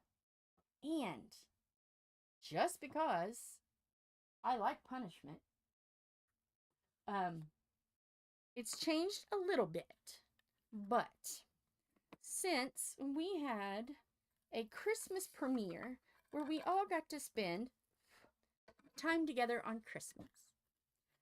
I am going to do a New Year's video. It's not going to be a premiere. It's going to be live. I originally was going to do two. One for the British friends, but I know one isn't going to be home, and I haven't talked to the other one. I got to talk to her on Saturday. So, Mara, remind me Saturday. I got to talk to Katya and see if she's going to be around. And if she is, I'm going to do a New Year's for our British friends. Get off there and go do some other things, do family things, play some games. And then at 11:30, I'm going to hop on. And I'm going to diamond paint the rest of this, what isn't done. If it's already done, then I'm going to grab something from my stash, which could be coasters or just a tiny little diamond painting, because I have some of those. Yes, so I've got to ask her. New Year's Eve, I believe, is on a... New Year's Eve is on a Tuesday. Yeah.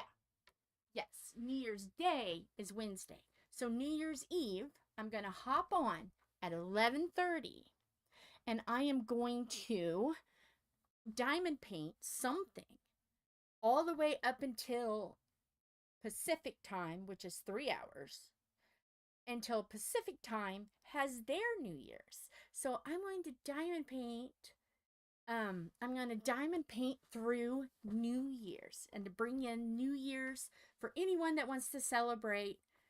So yeah, so if anybody's lonely for New Year's Eve, don't have a date for New Year's Eve, you can be my date and we can diamond paint together. So yes, New Year's Eve, 11:30 Eastern time.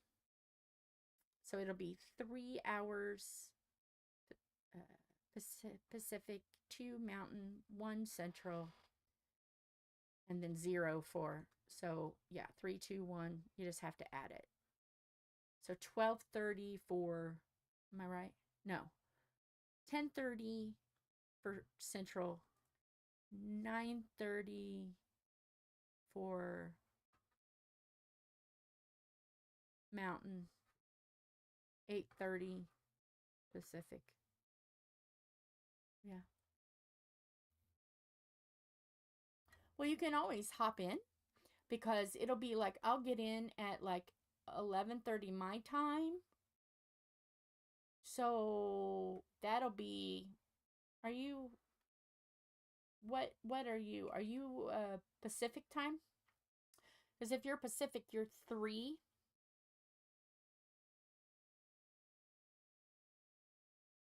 Oh, do you? Yeah, I'm going to start at 11:30 at night.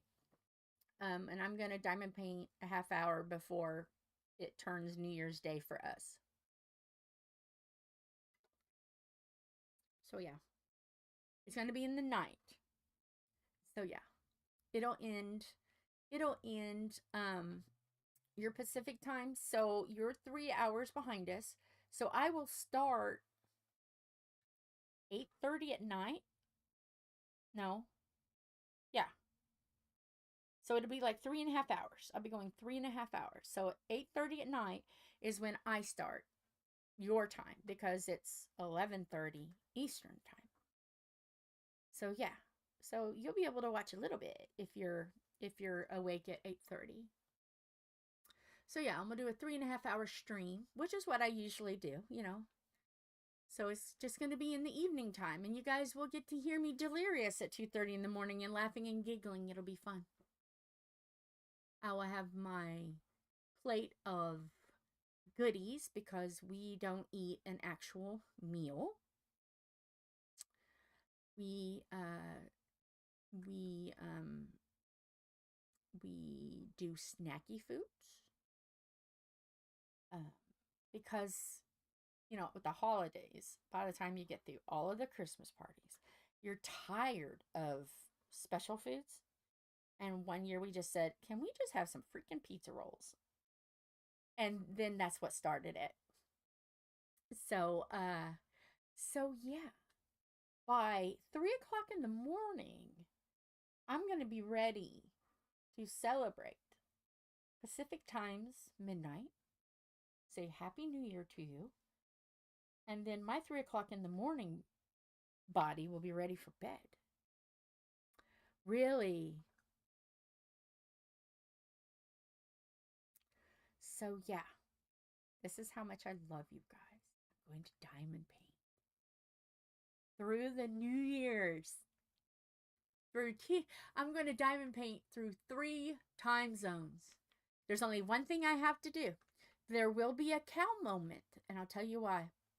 There will be a cow moment, a be right back causing chaos, because I'm the first one every year to go potty in the new year. I always am. It's just so funny. Now it's become a tradition. Oh my goodness. Wow. Usually of a morning, I wake up at like 10 because a lot of times I don't go to bed until 3, 4 o'clock in the morning. I have a weird sleep schedule. So today, it was like, I didn't even hear Sam message me asking if I was doing this live. I was like, oh, I guess I better get out of bed. So yeah.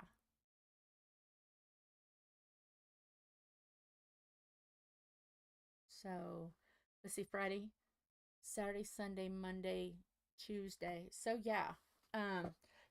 I'll be working on finishing this up. Saturday. I don't know. Okay, Mara. Oh, hang on. Blaster says I need to open the door. I'm coming. Yes. Oh, hi, Priscilla. Priscilla's here.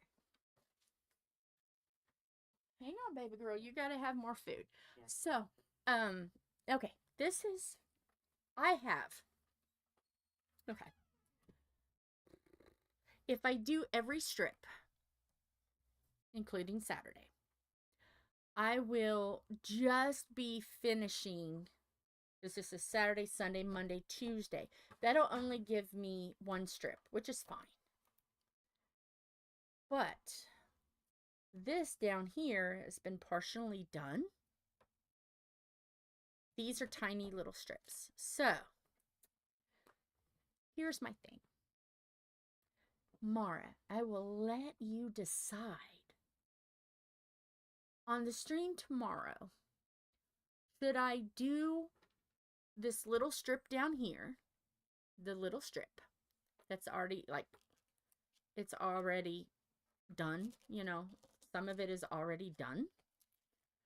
Or should I de-kit 9 kits and kit up 9 kits? I don't know what to do.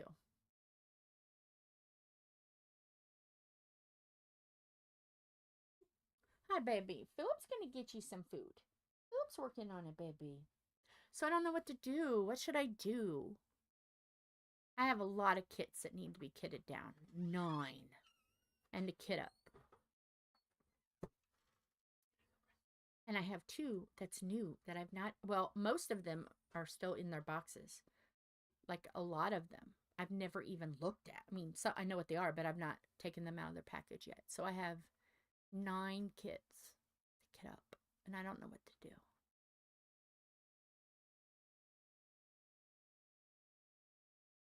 I'm confused.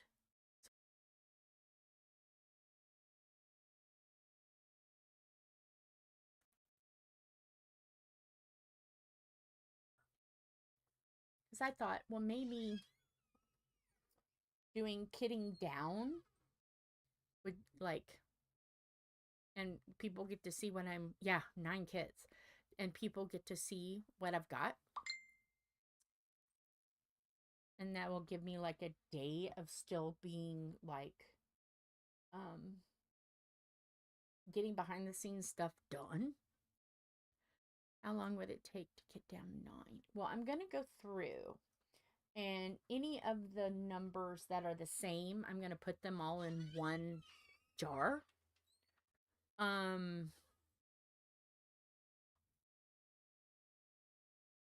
So then that's less, you know, less times I have to keep dumping the same numbers. So I'm going to go ahead and pre-do that, go through and combine the numbers into one container. So maybe, I think it's about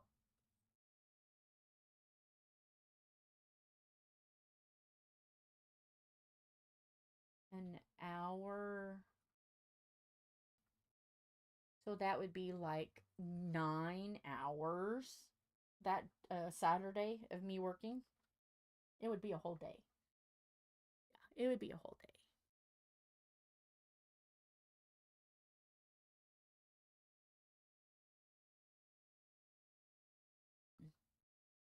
And I know once January comes, I'm not going to have time to kit down. So like Saturday is my day to say, okay, I can just kit down stuff, kit up stuff.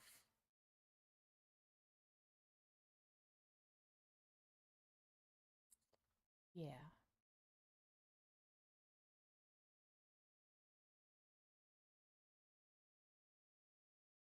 And if I don't get one of these, like if I don't get one of these strips done, it's not a big deal. I'll do it. I'll still do it.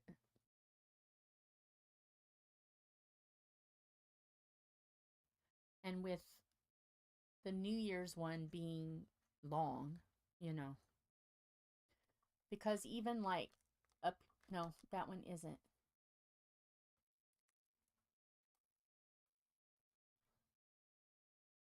Yeah, 9 kits. It would be an all-day thing. But I almost would need to do it to where it is an all-day thing because I have to take everything off at this table. So if I'm going to do it, I want to spend a whole day doing it so I don't have to keep taking everything off and on. Because there is chaos behind this kit.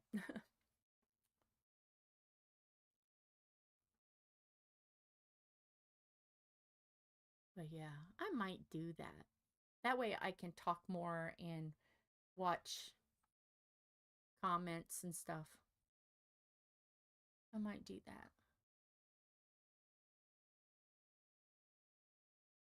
I don't know. And if I take it down after this, I can also work on kitting some of it down too. I don't have it now, but they're over there. They're piled behind everything. I use 4-inch by 6-inch baggies, like what I put note note cards in it. The 3x4 note cards. They're big bags because I do a lot of diamond paintings, and the little bags, I would be annoyed by now with the little bags. So I use the big bags. And I use the Rubbermaid Tote 18 quart ones because we're under construction and room is very challenging. So I knew that with 11 cats and construction, I needed something pretty tough, and I knew the shoe boxes would be eaten by 11 cats. So I had to get something rough and tough and tumbly. So I got Rubbermaid 18 quart, and that the lids have the little ones that you can crunch, so it keeps the lids from popping up. It's got the little whatever you want to call those. So yeah, it's got the little clasps that keep it shut. So we have 2. We need one more. But yeah. And hopefully the same chaos doesn't happen like it did last time, where the tote lid wasn't crunched down right. And packages of diamonds flew everywhere. So I had to put them all in order the last time I kitted down. And so yeah, I might do that tonight. I might, since Tom is feeling kind of blah anyway, I might strip off the table and start combining and start kitting down so then I can kit up too. It might take me 2 days. It might take me a day and a half. Oh yeah, I probably will start doing that. So, well, this stream is almost 4 hours. We're at 5 hours and 50 minutes. Or as I say, 5 minutes and 50 seconds. Yay! So yeah, hopefully you guys had fun. And hopefully this is enjoyable.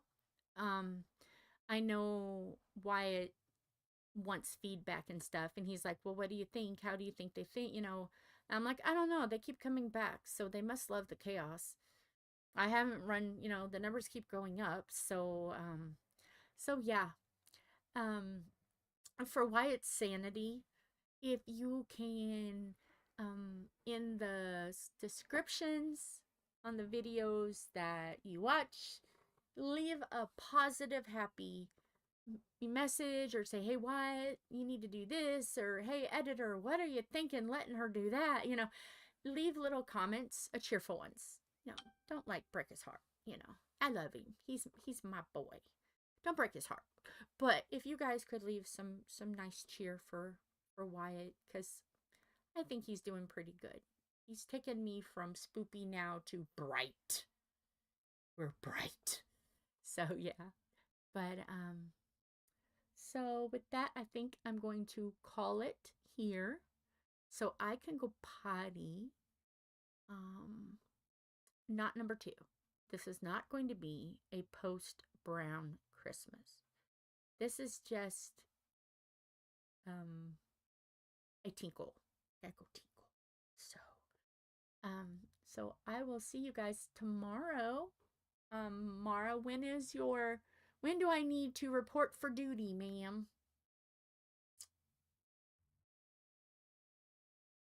Oh, yes.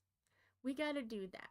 This channel, I like to try to keep it, yeah, a bio break. I like to try to keep it light and happy. You know, sometimes you have to go, to explain something, you have to go kind of like deep or a little sad. But the idea is to bring that back up and don't stay in that place too long. Yes, sometimes you have to explain something bad that's happened to explain how you've grown from it and you've gone on in a happy, healthy life. So yes, you just can't stay in that stinking feeling too long. That's what I say all the time. So, but anyway, Mara, let me know when I need to report for duty with chaos and hilarity. Love you guys. I love my beautiful Trainwreck family. Big hugs and kisses. Bye.